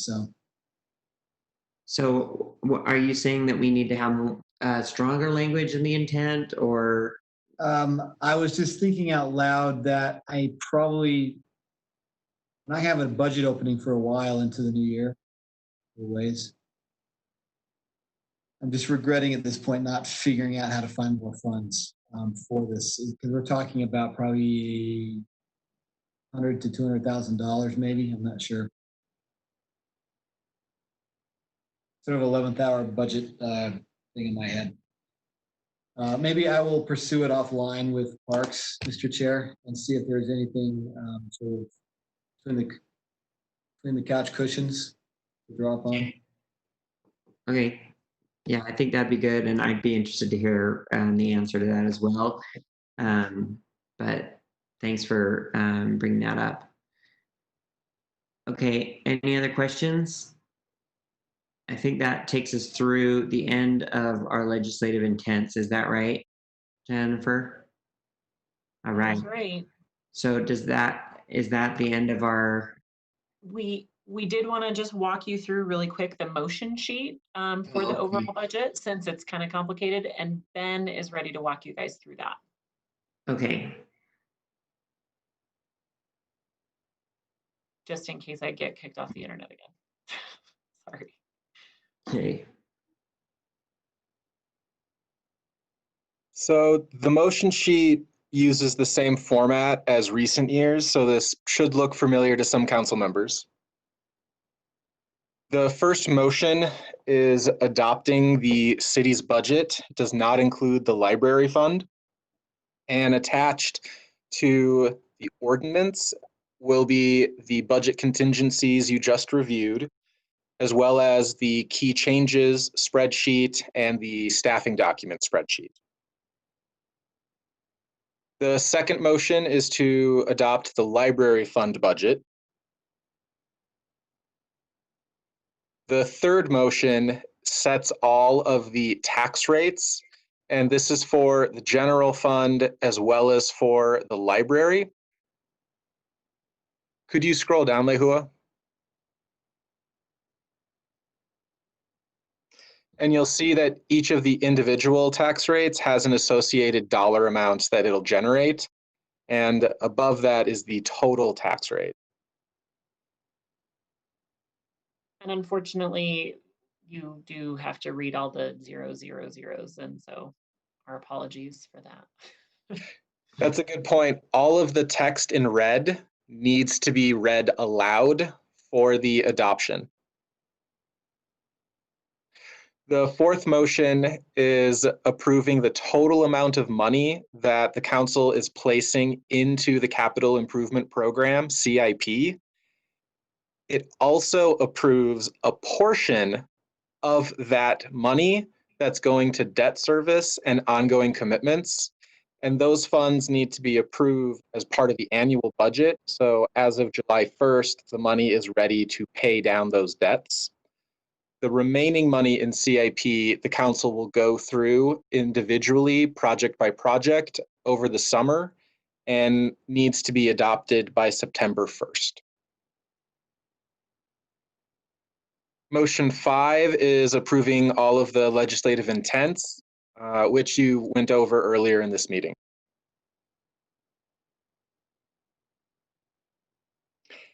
And then motion 6, this is the last motion. This approves other budget-related ordinances. So this includes things such as the memorandums of understanding with the bargaining units, appropriating the necessary funds to implement those MOUs. It also includes a new compensation plan for the non-represented employees of the city, amendments to the consolidated fee schedule, which are mostly inflation adjustments to the fees. And this year, item H also includes adding the street lighting fund to the payments in lieu of taxes or pilot ordinance. And Mr. Chair, if I could just make like a logistical clarifying comment, just so that other council members know what to expect. Mm-hmm. I think that staff was hoping / planning on the chair, before you go through all these motions, the chair would read through all of those ordinances so that the public had an understanding of exactly what all those motions were adopting.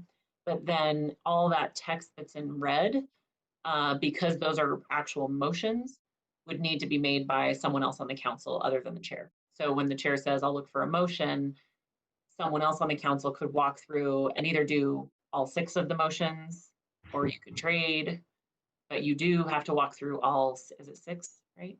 6 motions? Yes. So, well, yeah. that is enough for each council member to take one if they would like. I just want to remind people that that's kind of the part of the meeting where we are all very sleepy and tired because we've been there for a long time. But the faster you all make the motions, the faster I can roll call them. And I think that whoever's the most awake is the one who should do the tax levy one. That's definitely the hardest. Perfect. So, Mr. Chair, that's it for unresolved issues. Thanks for hanging in there with us. Perfect. Okay, so council members, we have a break scheduled for 20 minutes. So go ahead and just mute and turn off your screens and meet back here at 4:40. Thank you.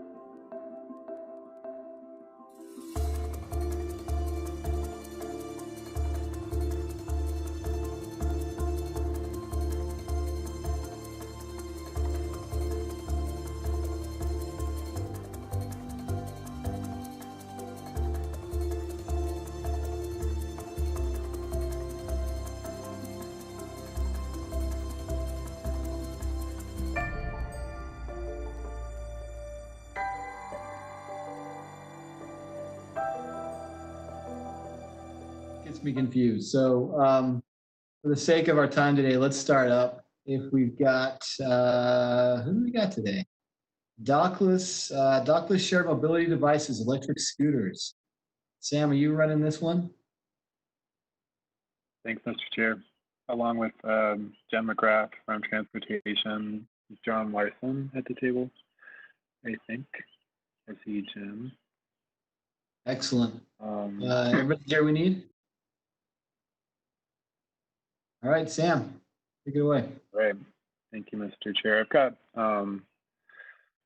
just a short intro that I'm going to go through with a couple of things that council staff wants to highlight. I'm going to ask Bobby to, there we go.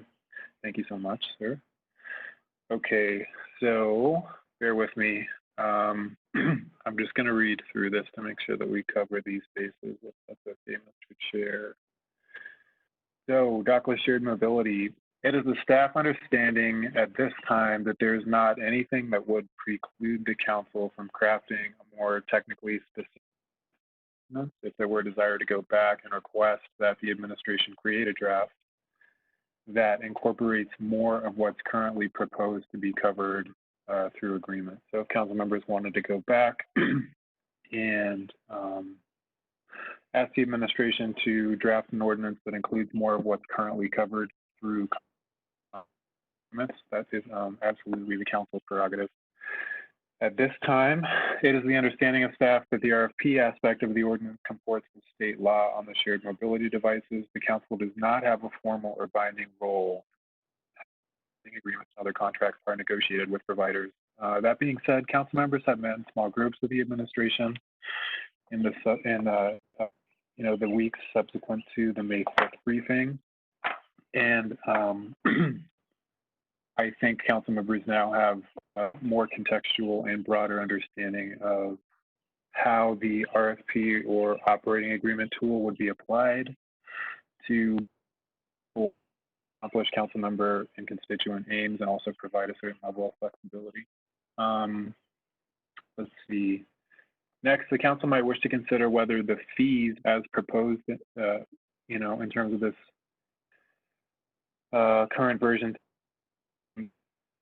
and might wish to ask what levers there are that could cause those fees to be calculated differently. In other words, are there some things that could be modified in terms of how the fees would result in a different total?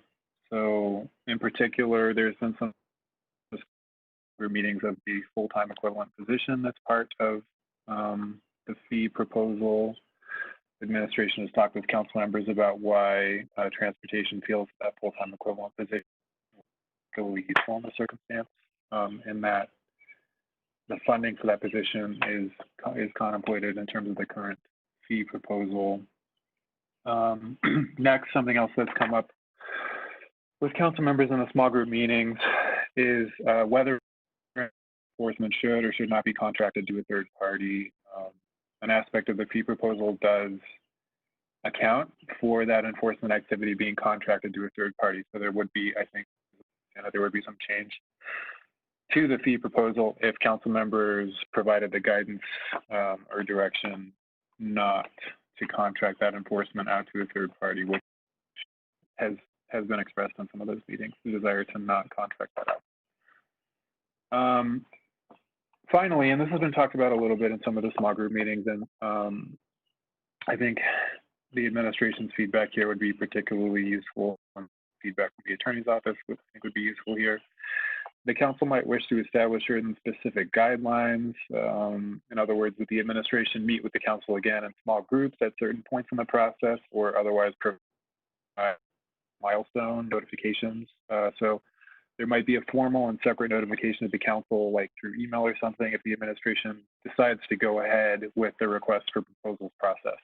It's provided for by the current draft of the ordinance, but it's not implemented by adoption of the ordinance. That would be something that the administration would do after the adoption if it decided to go through with that. So the council might be interested in having a formal notification of a time if and when the administration decides to with that.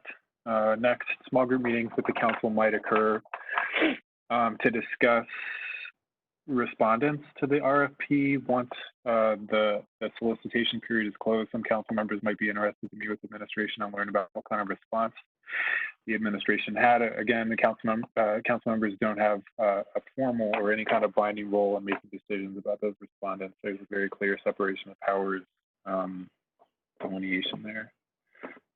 Let's see, next formal notification of the council once respondents are selected might occur through email or small group meetings. So the council members can kind of verify independently, through staff or whatever, whether or not any party selected through the RFP did ultimately kind of specifications. So council members might be able to look at those respondents that are selected and say like, oh, that clearly meets my expectations for X, Y, and Z or whatever. Again, there's not a decision-making role for the council there, but just in information council members might request to have an opportunity to do that. And then if the RFP is implemented after selection of vendors and implementation of their program, council, so if all that did happen, the council might wish to request like a check-in or a check-back from the administration within a certain period of time, like 6 months or something. So the administration might come back to the council and discuss how the vendors' respondents are meeting expectations or how they're not, what the constituent feedback is, and so on. So all that just to say that although the council does not have a binding informal role, if the administration were to implement an RFP kind of vendor selection process, council members might be interested in asking the administration to come back with sort of those reporting components of the process moving ahead from that point. So, Chair, I would ask that we turn it over to the administration to answer questions. They don't have a formal presentation, as I understand it. They're just here to field the questions from council members and kind of follow up on the discussion that's been had so far. I guess one more thing would just be to say, council members might be interested in going through this list and identifying things that are not currently included in the ordinance that they would like to be included in the ordinance. And if that's the case, it might be a straw poll on some of those items would be a good way of proceeding. So that's all for now. Thank you, Sam. Council members have questions? Councilmember Valdemoros? Yes. How come we don't have a presentation for this to give context to the public that is watching us so that they understand what decisions we're trying to make?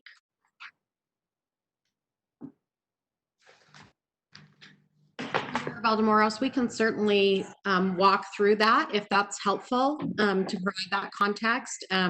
I could have John walk through the sheet that was just on the screen. We could pull that back up and walk back through it. And then if any questions arise during that time, we can certainly address them as they come up, if that's helpful. Okay. So I just want you to have this in mind. If I had no idea if I was one person in the general public, had no idea what's going on, what we're trying to resolve or solve, can you start from the beginning? Why are we here? What are we trying to accomplish with this sheet that you provided today, please? Yeah, I'll give a general overview and then I'll ask John to walk through the details of the sheet. Generally speaking, what we're trying to show here is we've tried to list out all of the concerns that we've heard either from the public or from council members or that we've identified ourselves through the last 2 years of having scooters in Salt Lake City.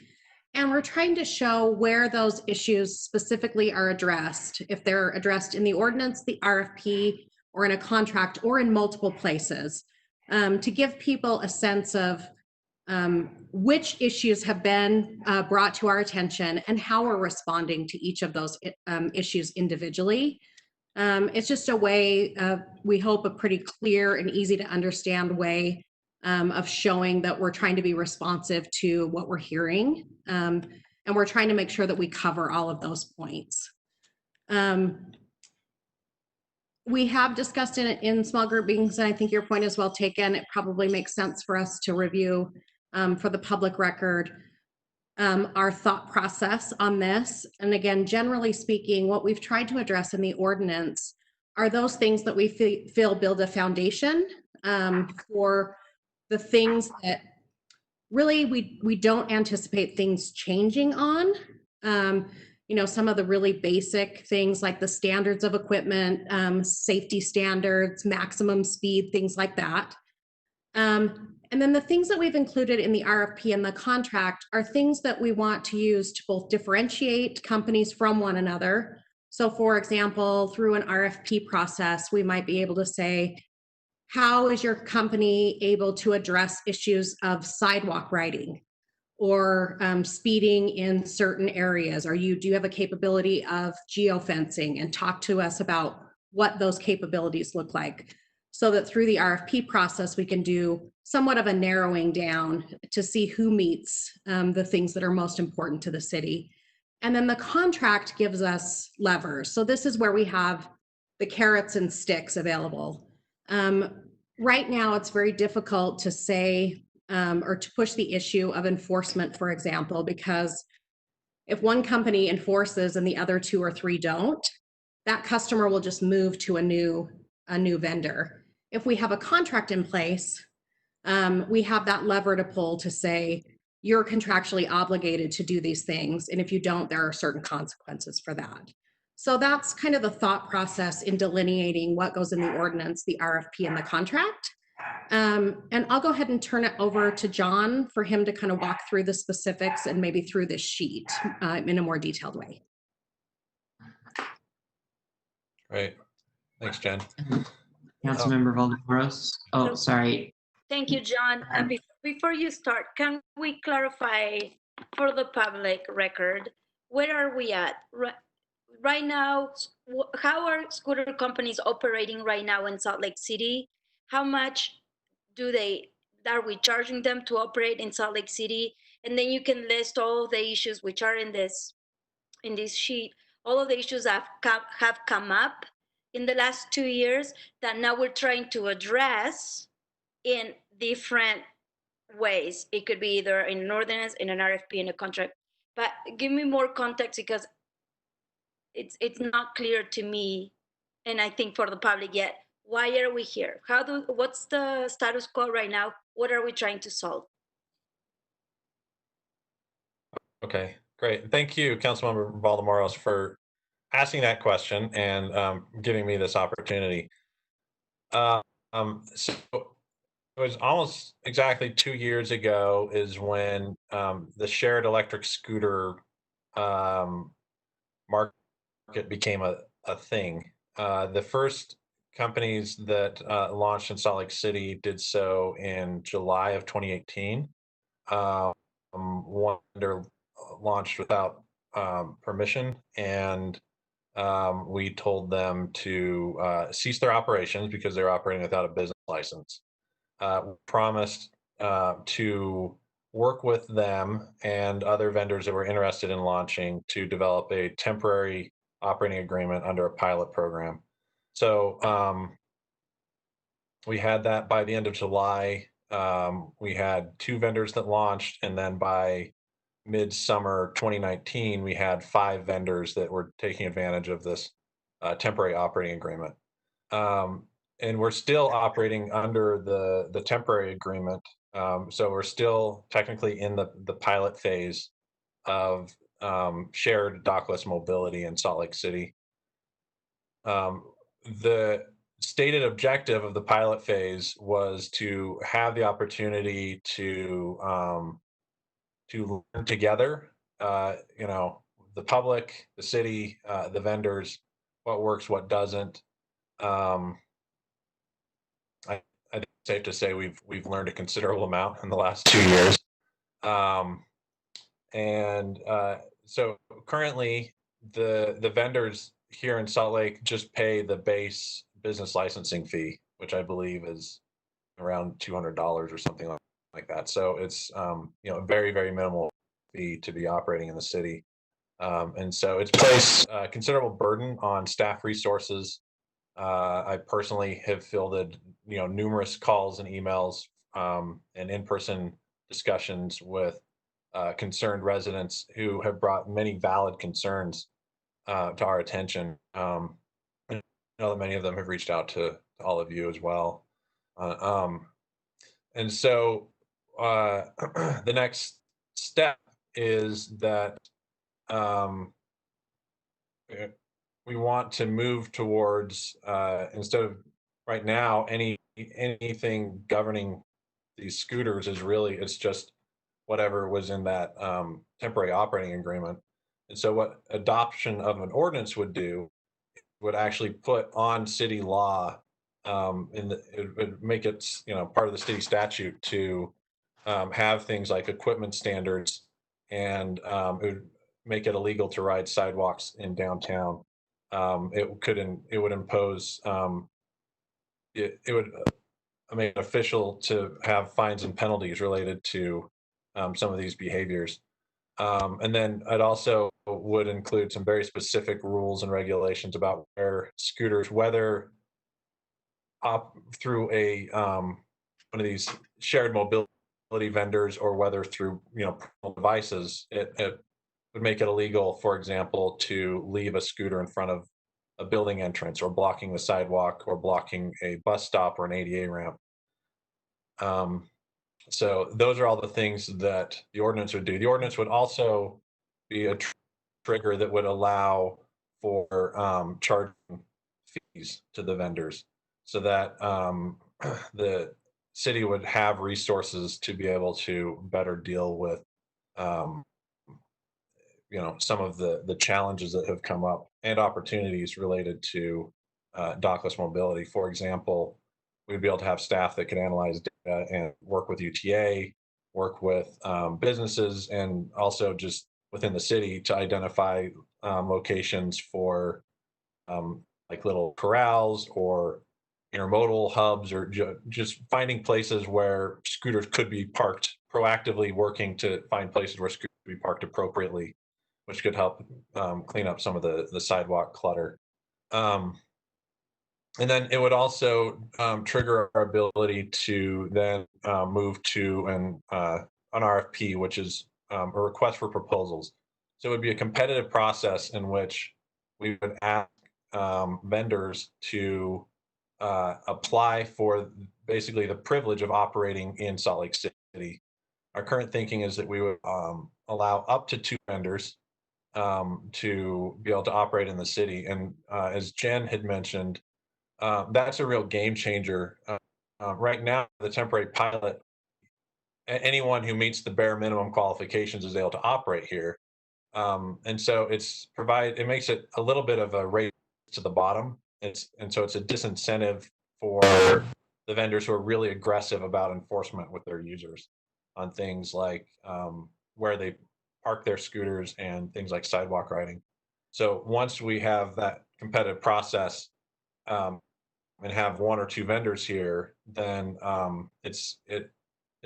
there's stronger incentives for them to do things like fine their users or suspend account improper behavior. Whereas right now, if a vendor did that, then users just go to one of the other 4 vendors that are available. And then the RFP process also allows us to create, market competition for things that matter to the city, like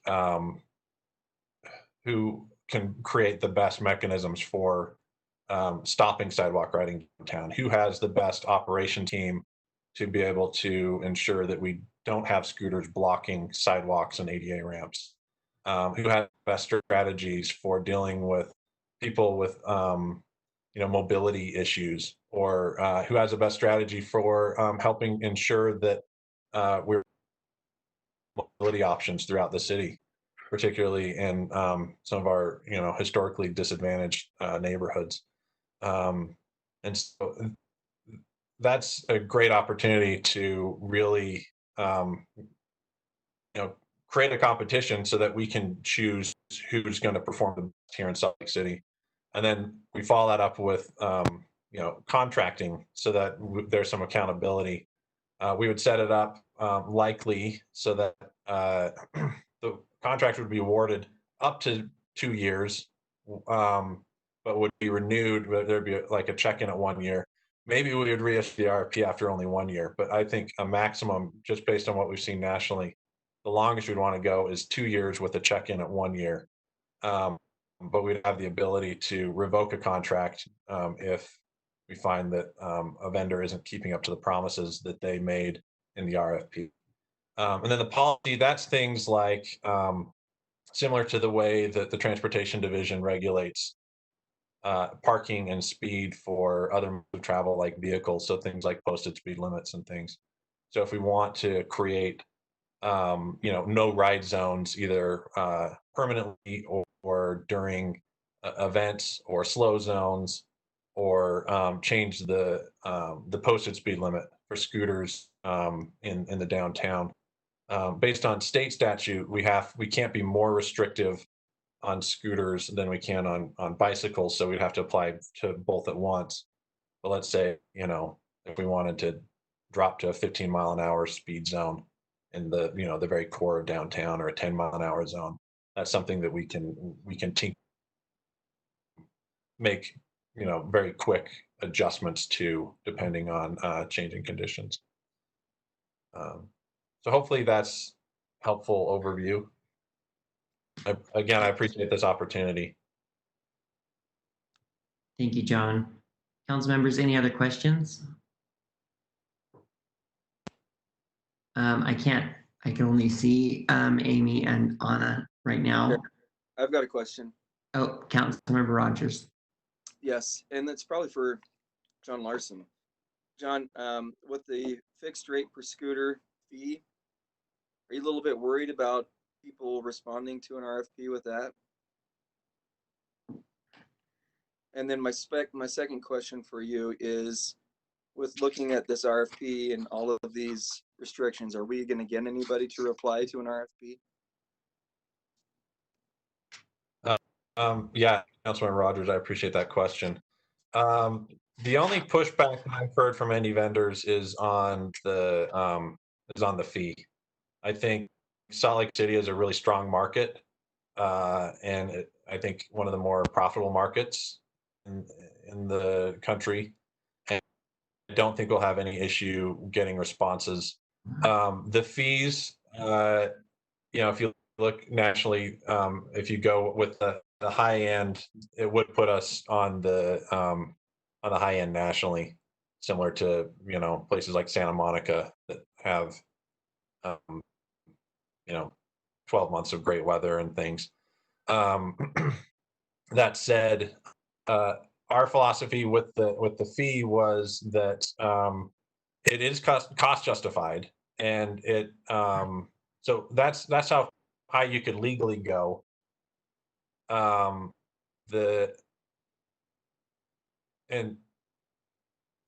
guess it gives you as council more options by us basically saying, like, in a perfect world, if we got everything that we really wanted and needed, this is what it would look like.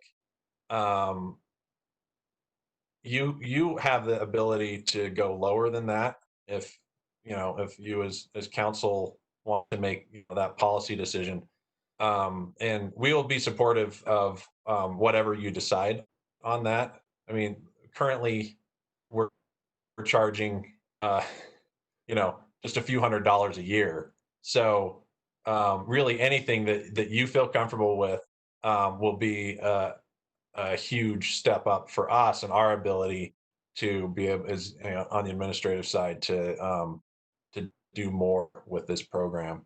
And so one of the things that for example, you could look at budgeted $100,000 as part of those fees for a third-party vendor.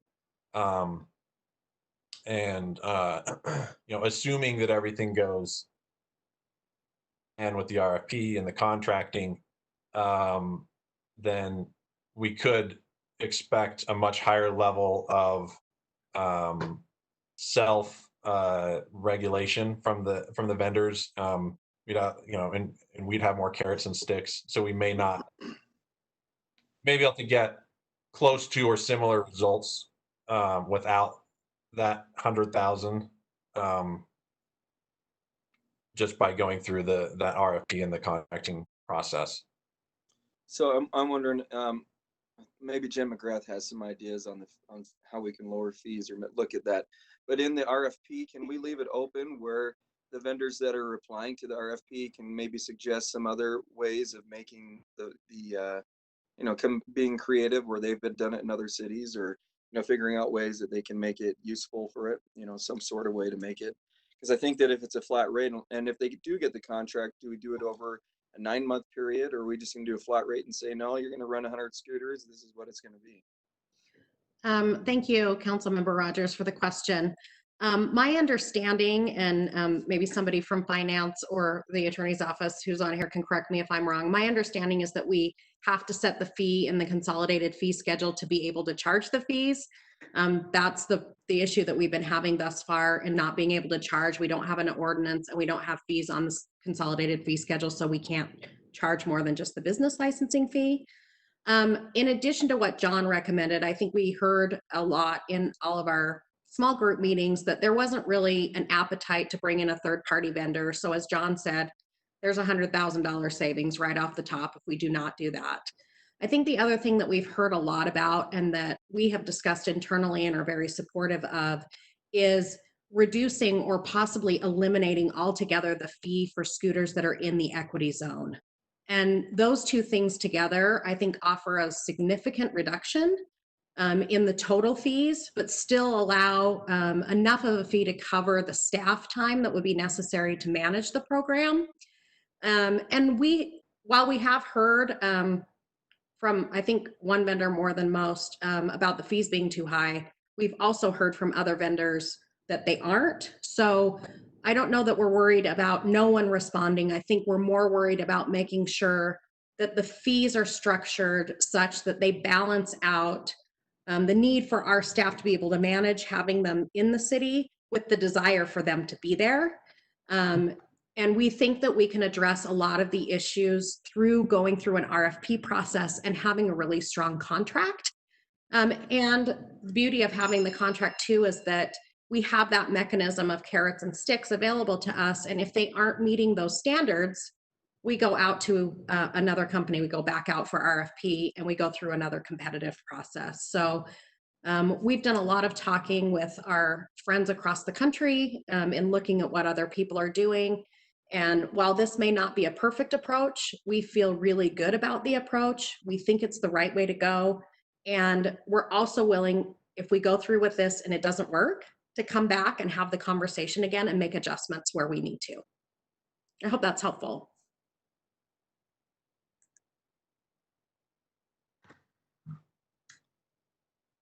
Okay, Councilmember Valdemoros. Jen, you guys are proposing $133 per device to be charged from each company? If we included all of the fees that were cost justified, which would be your ceiling, would be the highest you could go that's cost justified. I think that's how it breaks down. Now, if you back out the $100,000, I think that, John and Jason, correct me if I'm wrong, I think that takes us to like $92 a scooter. And then if you back out, if you take away altogether the fee for the scooters within the equity zone, that reduces it even further. I can't give you a number on that because that will be part of the negotiation with the vendors in terms of how many they have citywide, and then what the percentage is that's in the equity zone. But there could be another significant reduction if you take out, I think right now, scooters in the equity zone as compared to total scooters within the city is about 15%.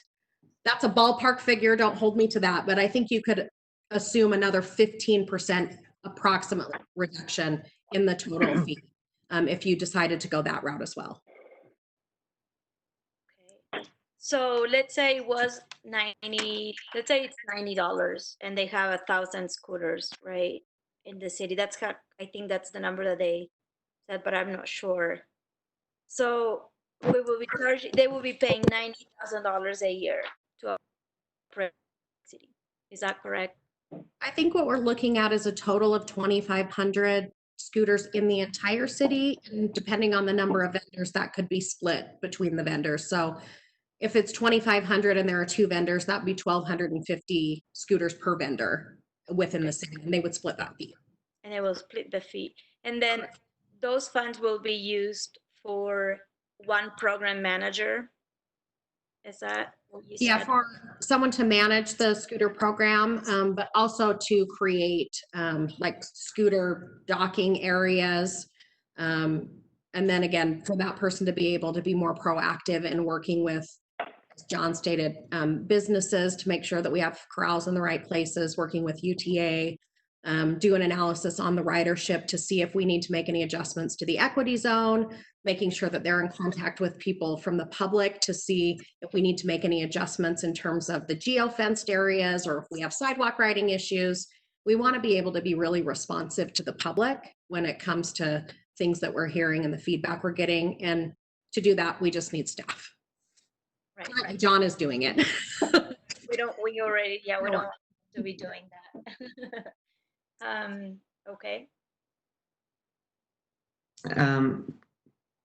Councilmember Johnston. Thank you, Mr. Chair. Jen or John, I think you run the numbers on the line proposal for a per ride kind of cost or fee. I can chime in on the per ride fee. It's, we've looked at how cities around the country have done this. There's a lot of ways to structure it. And, as we've talked internal to the city, the challenge with the per ride fee is it creates it's a higher administrative burden because now you're having to track the per ride fee. And then it also, I think the vendors like it, and I can understand why, because it lowers their risk. Because if there's a pandemic and they don't get a lot of usage, then they don't pay as much of a fee. And so it's just, a matter of whether or not we want to basically take on that risk, because our costs are fixed, managing the program. So both from, it lowers the city's risk. And so, we're looking at our interests. So charging an upfront fee based on the total number of allowed scooters, that's similar to how a lot of other businesses operate. The business licensing manager at the time, use the analogy of like a pool hall.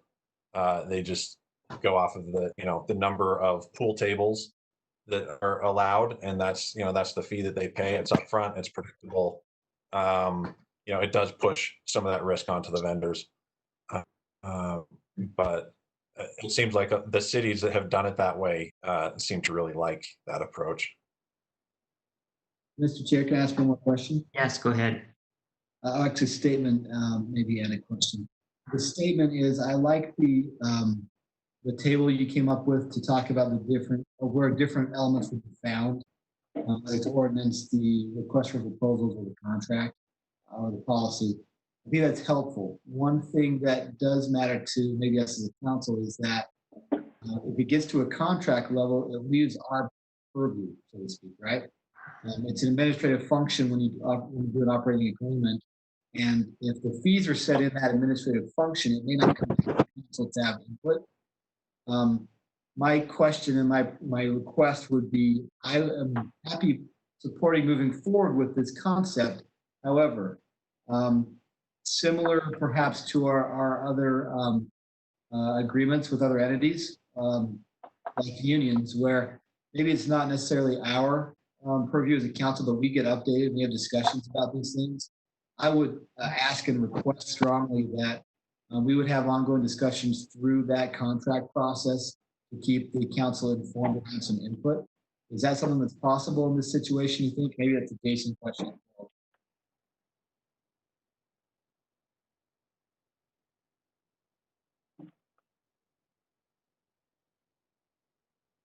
I would defer. Yeah. Oh, thanks, Jason.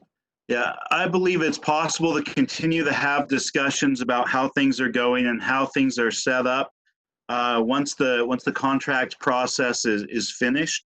I think that it's also contemplated, at least in the current version of the ordinance, that the fees would be specified in the ordinance and included on the consolidated fee schedule.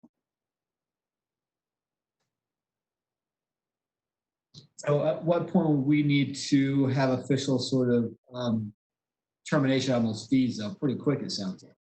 And I don't know that we're very close to this point, are we?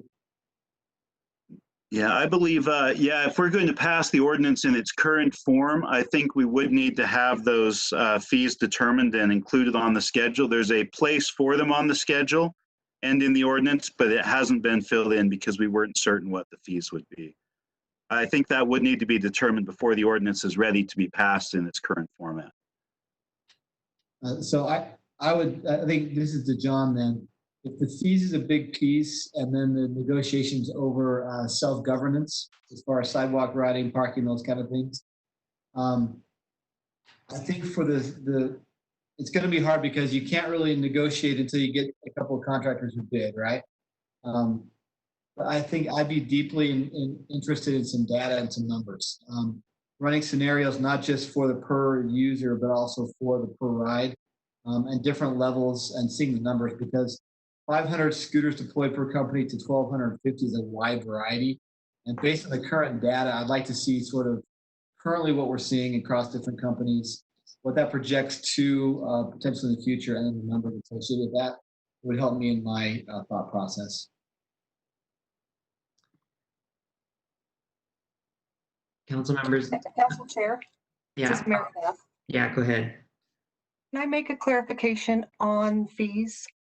Yes. We do a cost justification pertaining to what's encompassed in this activity, right? So if it is for a pool table, like John said, it would be what's encompassed to regulate that pool table for Salt Lake City, or in this case, a scooter. That would encompass department costs. It could encompass some administrative costs from the finance department, from the attorney's office, council, mayor, right? It encompasses a whole bunch of costs. Those costs then roll up into a fee. That fee that is charged on the CFS then comes back as a revenue into the general fund. So I hope that maybe that helps in how the fee is processed, even though it's cost justified with a whole bunch of departments' costs associated with that. The fee actually goes into the general fund, and that's where the fee sits. We had a question from Council Executive Director Cindy Gus Jensen. Thank you. It relates to what Mary Beth just said.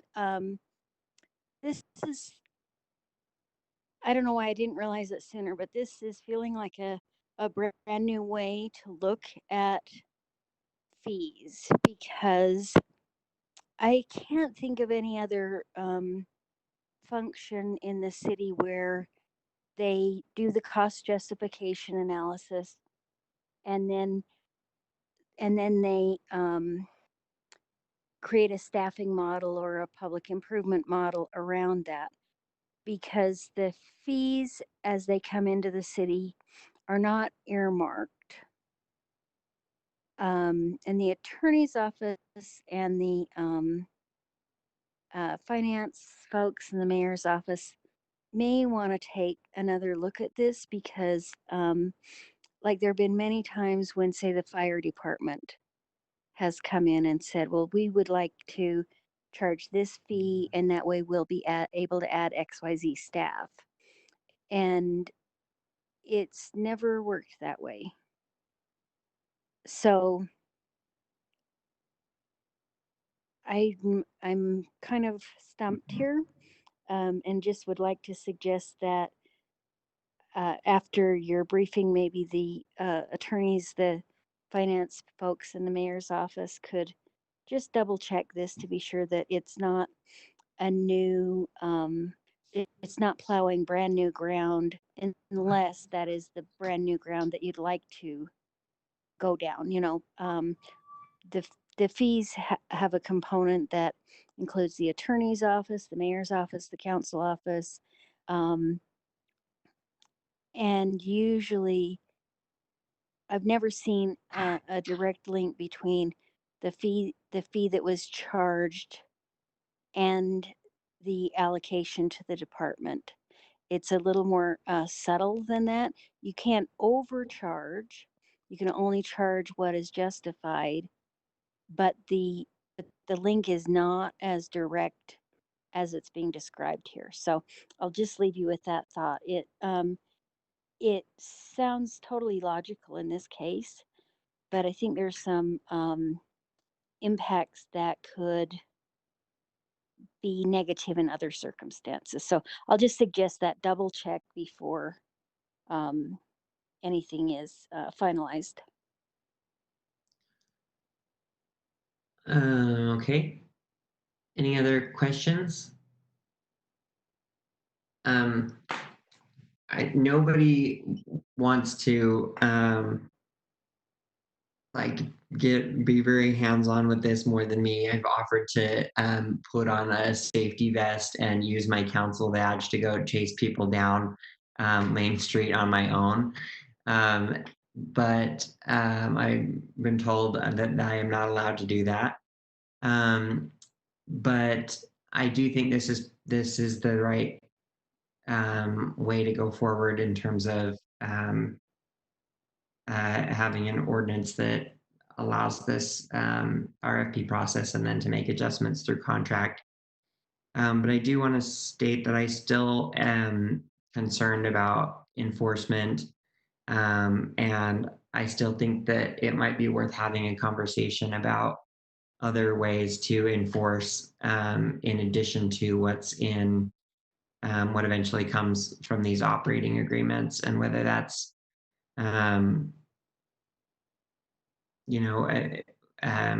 asking our parking enforcement if making it so that they can stop and issue tickets if they see this. Obviously, parking should be their main job, but if they observe this behavior and they can issue a ticket, I think that's something to consider. I think it might be worthwhile to have like a day where we do stop people and either issue warnings or tickets or hand out helmets or something like that, so that people think that at least sometime somewhere it's possible to get a ticket for breaking the rules. Because my residents and Anna's residents, are saying that they're afraid to step outside their homes and walk around downtown, and like that's just that's the opposite of what we're trying to create downtown. We want people to be out on the streets, and I want scooters to be part of the solution, not part of the problem. Mr. Chair, I Yes. believe that Lorna Vogt is on the line and would be happy to speak to the compliance issues currently, or to answer any questions that you might have related to that. Well, I mean, we don't have to today because it's not really the subject of this briefing. Like, we're talking about the ordinance, but I don't think the ordinance should preclude us from doing enforcement efforts under the existing law. And I think that we should look at other ways that we could, that we could use or I guess deputize people to do enforcement that they observe.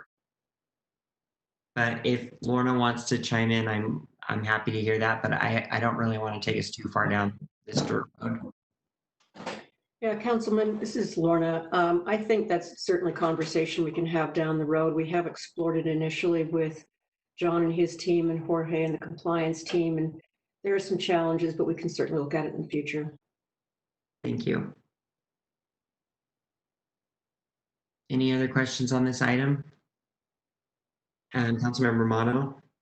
So in my conversations with some of the vendors, they've talked about how if there was only one vendor selected, they could give us way cooler things, and they throw all these awesome things. Well, I don't know if that's true or not, but I would be interested in seeing what they would propose. So I don't know if the RFP could be written in a way that please respond with, here's your proposal for if there's two vendors, and here's the additional things that you would offer the city if there was one vendor, if there's flexibility for them to give like the scenario A and B, just because some of the things seem like they might actually be great. Others seem like maybe not so much.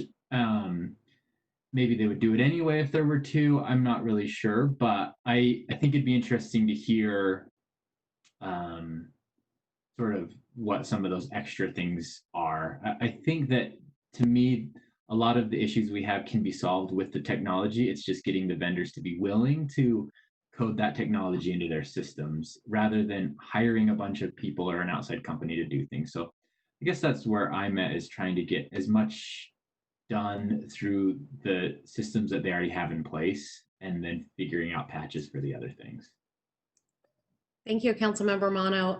I think the way we were thinking about wording the RFP was up to 2, but we can have an internal conversation about how we might tweak that language to offer some additional clarity around if there would be differences between 1 vendor or 2 vendors. Thanks for the suggestion. Yeah, that's a great thought. Thank you. Okay. Any Councilmember Valdemoros? Just a final comment or question, I guess. So I am unclear then with whatever. So first of all, we want to see the fees and the what you call it, and or the per ride, like some sort of analysis to see what's more convenient or what's going to work best for us. And then I want to know what are we going to do with those funds. As far as I understood, the funds that these people will bring will help us enforce or enforce, and maybe that's in a form of a full-time employee or part-time or whatever, and then to do the corrals and build them up, and we pay for it with those funds. But if that's not the case, if the case is like we're asking parking enforcement to actually go enforce, then I don't understand where these funds are going. Are they going to parking enforcement so that they can hire somebody else to help us out? Or I'm just still confused how we're going to use the funds, whatever funds it is that we're going to get return. Councilmember Valdemoros, our intention, Mary Beth, of course, is completely accurate. The funds go into the general fund. Our intention has always been to request through a line item in the budget something that would either equal or be less than the fees that were coming in order to do those things. So every year, the mayor and then the council would have the opportunity to evaluate whether or not that was still a priority and put it in the budget request. So our intention has always been to go through the budget process to request those funds from the general fund. We understand that there is not a special fund for those dollars to go into, but rather we would go through the appropriate budget process to request those, and every year that would be re-examined by the mayor's office and you. Right. So if I could just add a little more context, unless you don't want me to. Go ahead. So that would mean that when the mayor makes her budget or his budget in the future, whichever, they would need to determine that this is a higher priority than, say, watering the trees or repairing the roads or things like that. So, and then after, and it'd have to boil up to be the top priority of, or one of the top priorities of the division, and then of the department, and then of the administration. So in a budget like this year, where departments are having to make some reductions, it would be pretty tough to fund it at the level that you are hoping to.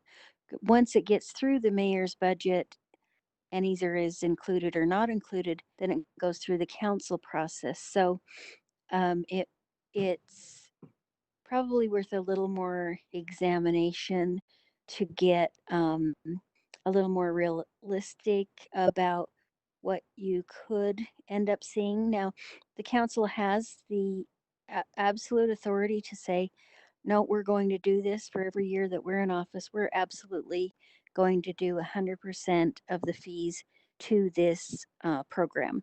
That would be kind of earmarking those fees for this program. And it's usually not done in the city, but all the departments would love it if you did, because a lot of them generate more fees than they are able to devote to their programs. A good example is building permits, because some of that revenue has to go to cover the overhead of city attorneys, the overhead of finance, the overhead of the elected officials' offices, the general enforcement, and the public health issues, those sorts of things. So I just don't want to have a situation where people are frustrated and disappointed because it works in a different way than it might seem like it would.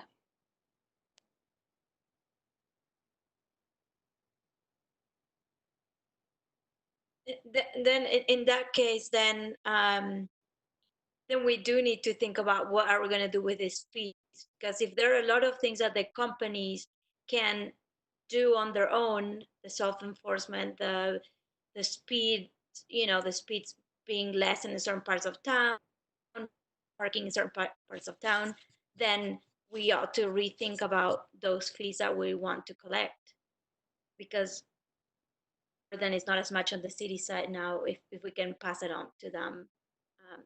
So yeah. But you do still have the expenses of managing and enforcing. So you do want to cover those. Okay. It's just tricky. Right. Thank you.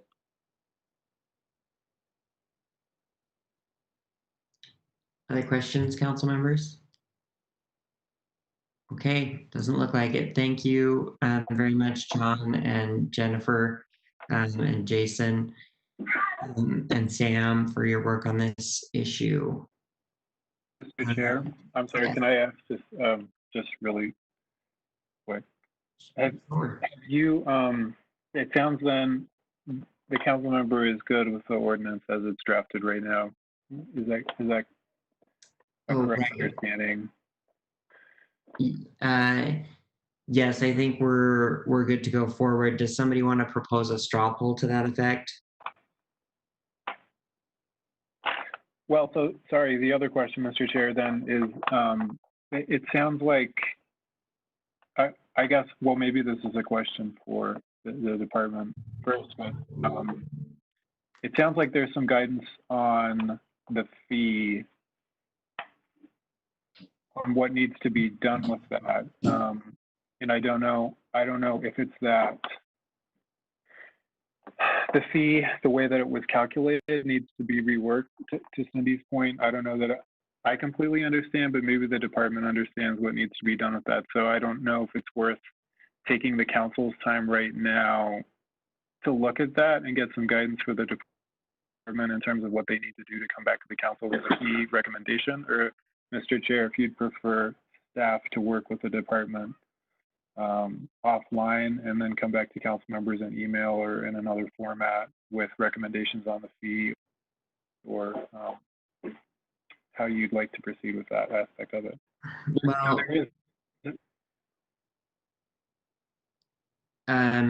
so I mean, when we talked earlier about this, I thought we just needed a straw poll on whether or not we're feeling about the ordinance. Does administrative staff feel like Sam's suggestion of a second straw poll would also be helpful?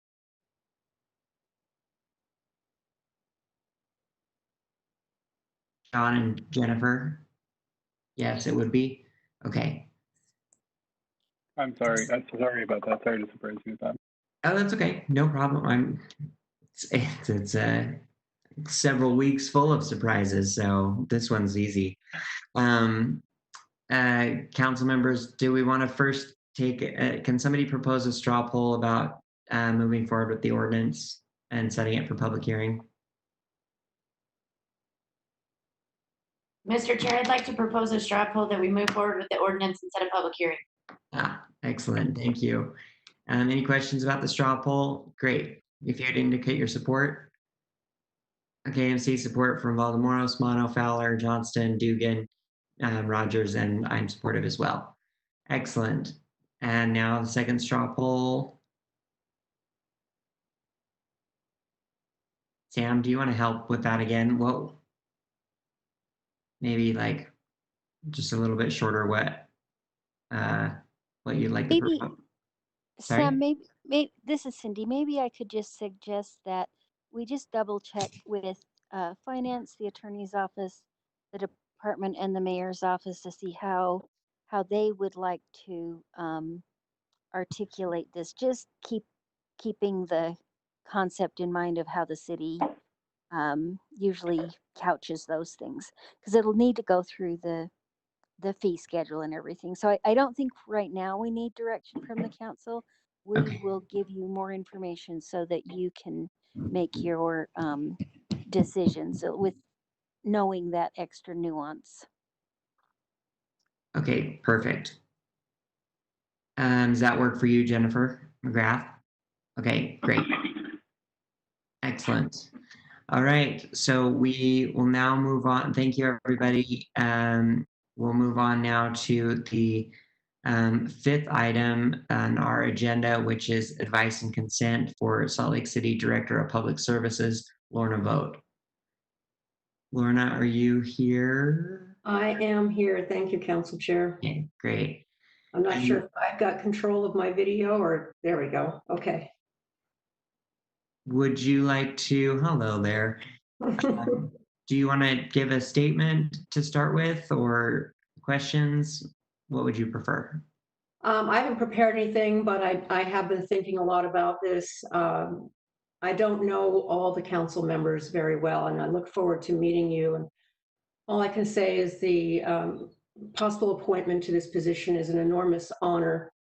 And I will continue to say until my end of my career that filling the big shoes left by Lisa Schaefer will be probably my goal going forward. And the administration and the council has been tremendously supportive of public services. The good people of public services deserve the best leadership possible. And if I am honored to be in that position, I would be very humbled by that and a bit intimidated. Okay, council members, questions for Lorna?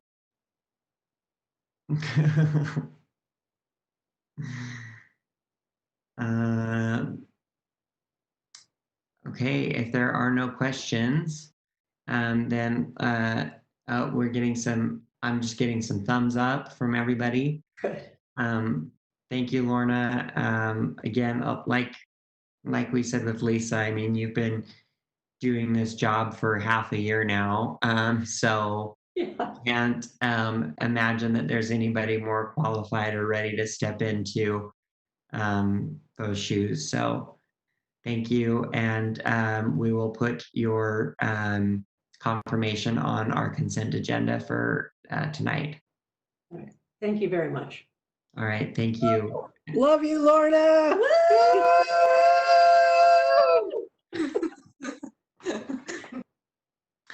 Okay. I'll be back.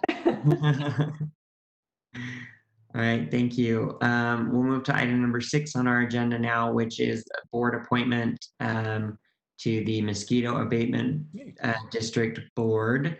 Our nominee is former council member Van Turner. Van, are you, oh, there you are.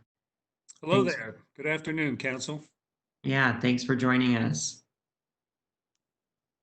Would you like to give a statement or anything, or just start with questions?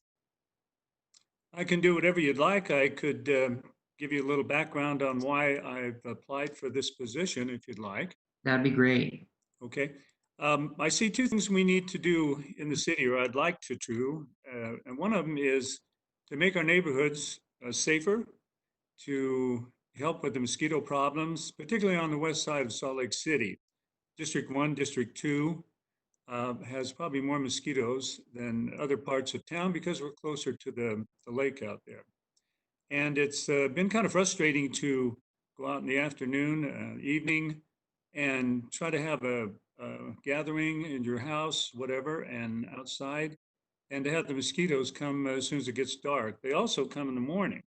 So if you're out watering or whatever, you also stand the chance of getting bit by a mosquito then too. The other side that I've been working on and would like to, and that is the things that are out west in the northwest quadrant.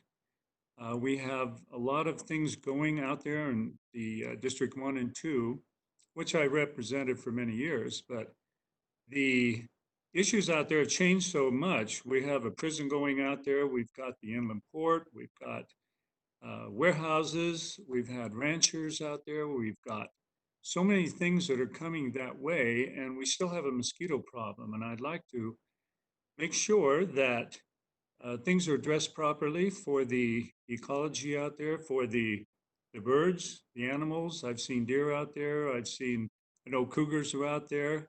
It's a wild place. The duck clubs are out there. And I've been to most of these things. I've worked with the Audubon Society as well to help protect the birds and to mediate the issues out there. It's an exciting place. It's a beautiful place. You get beautiful scenes of the city as you look back to the mountains, and it's a gorgeous place, but I want to make sure that we use the right insecticides, that we're not interfering with nature out there, and we can go and spray in the evenings at night so that we don't affect a lot of the bugs and things that the birds eat, spray in the morning. I think we can do a better job, and that's what I would like to help oversee if I was able to do it.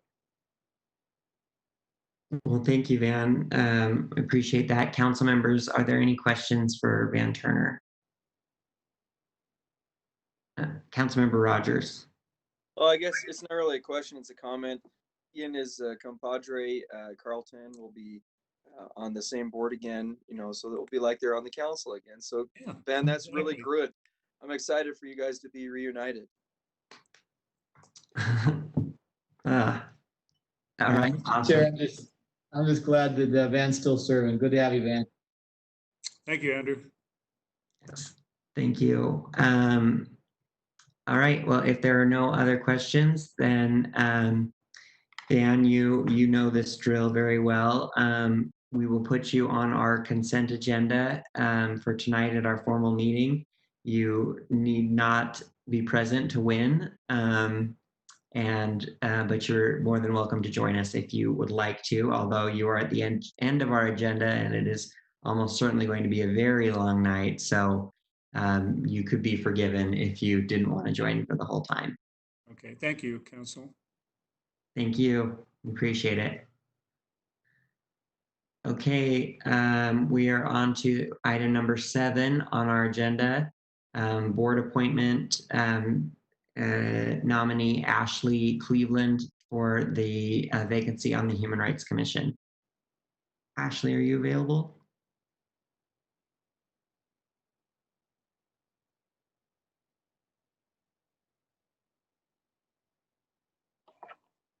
Oh, there you are. Hi. Hi. Good afternoon, council members. It's so good to see your faces. Thank you. Thanks for joining us, and thanks for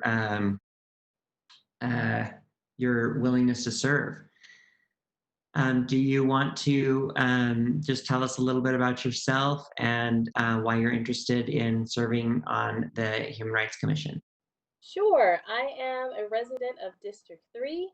I live in 84116. District 3. Woo!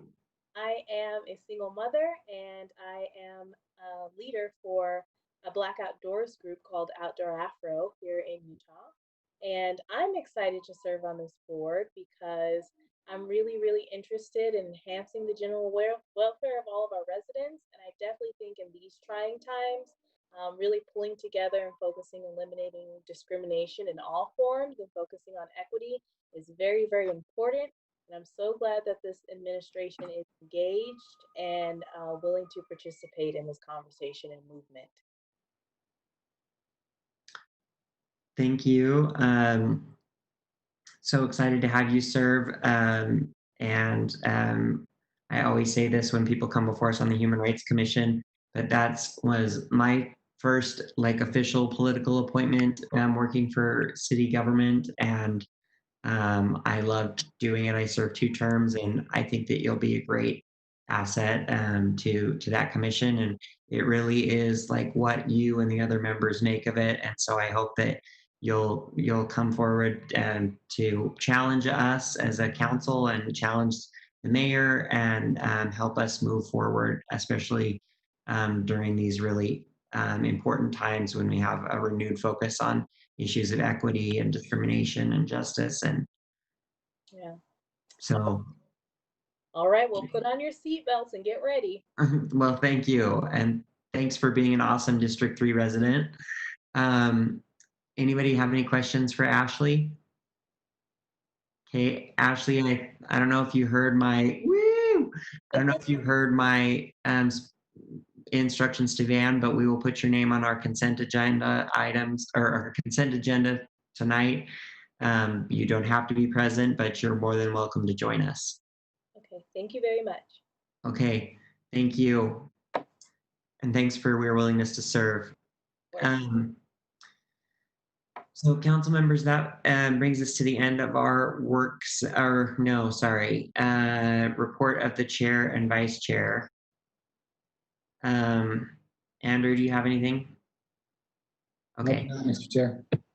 I don't really have a report so much as I just want to give a special thank you to our council staff and how much work they have put in.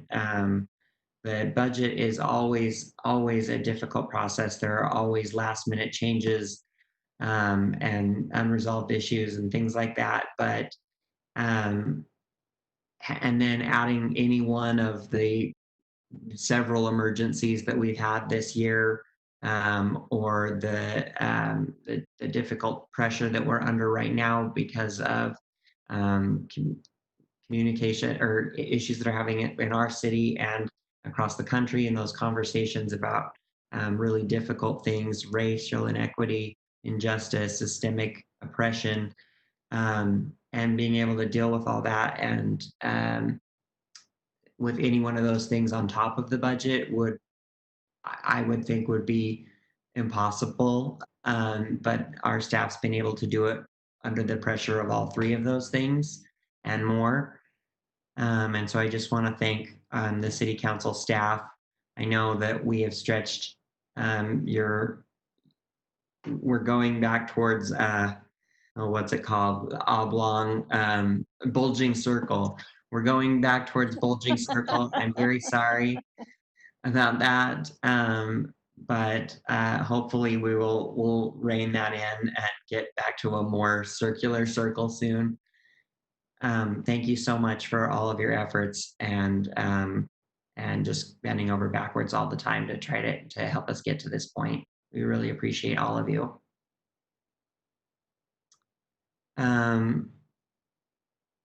Is there any others? Let me toggle back to my agenda. Any announcements from the executive director? No, thank you. Okay. So we don't have a closed session, so everybody go ahead and log off, and we'll reconvene at 7 o'clock for our formal meeting, and we'll see y'all then.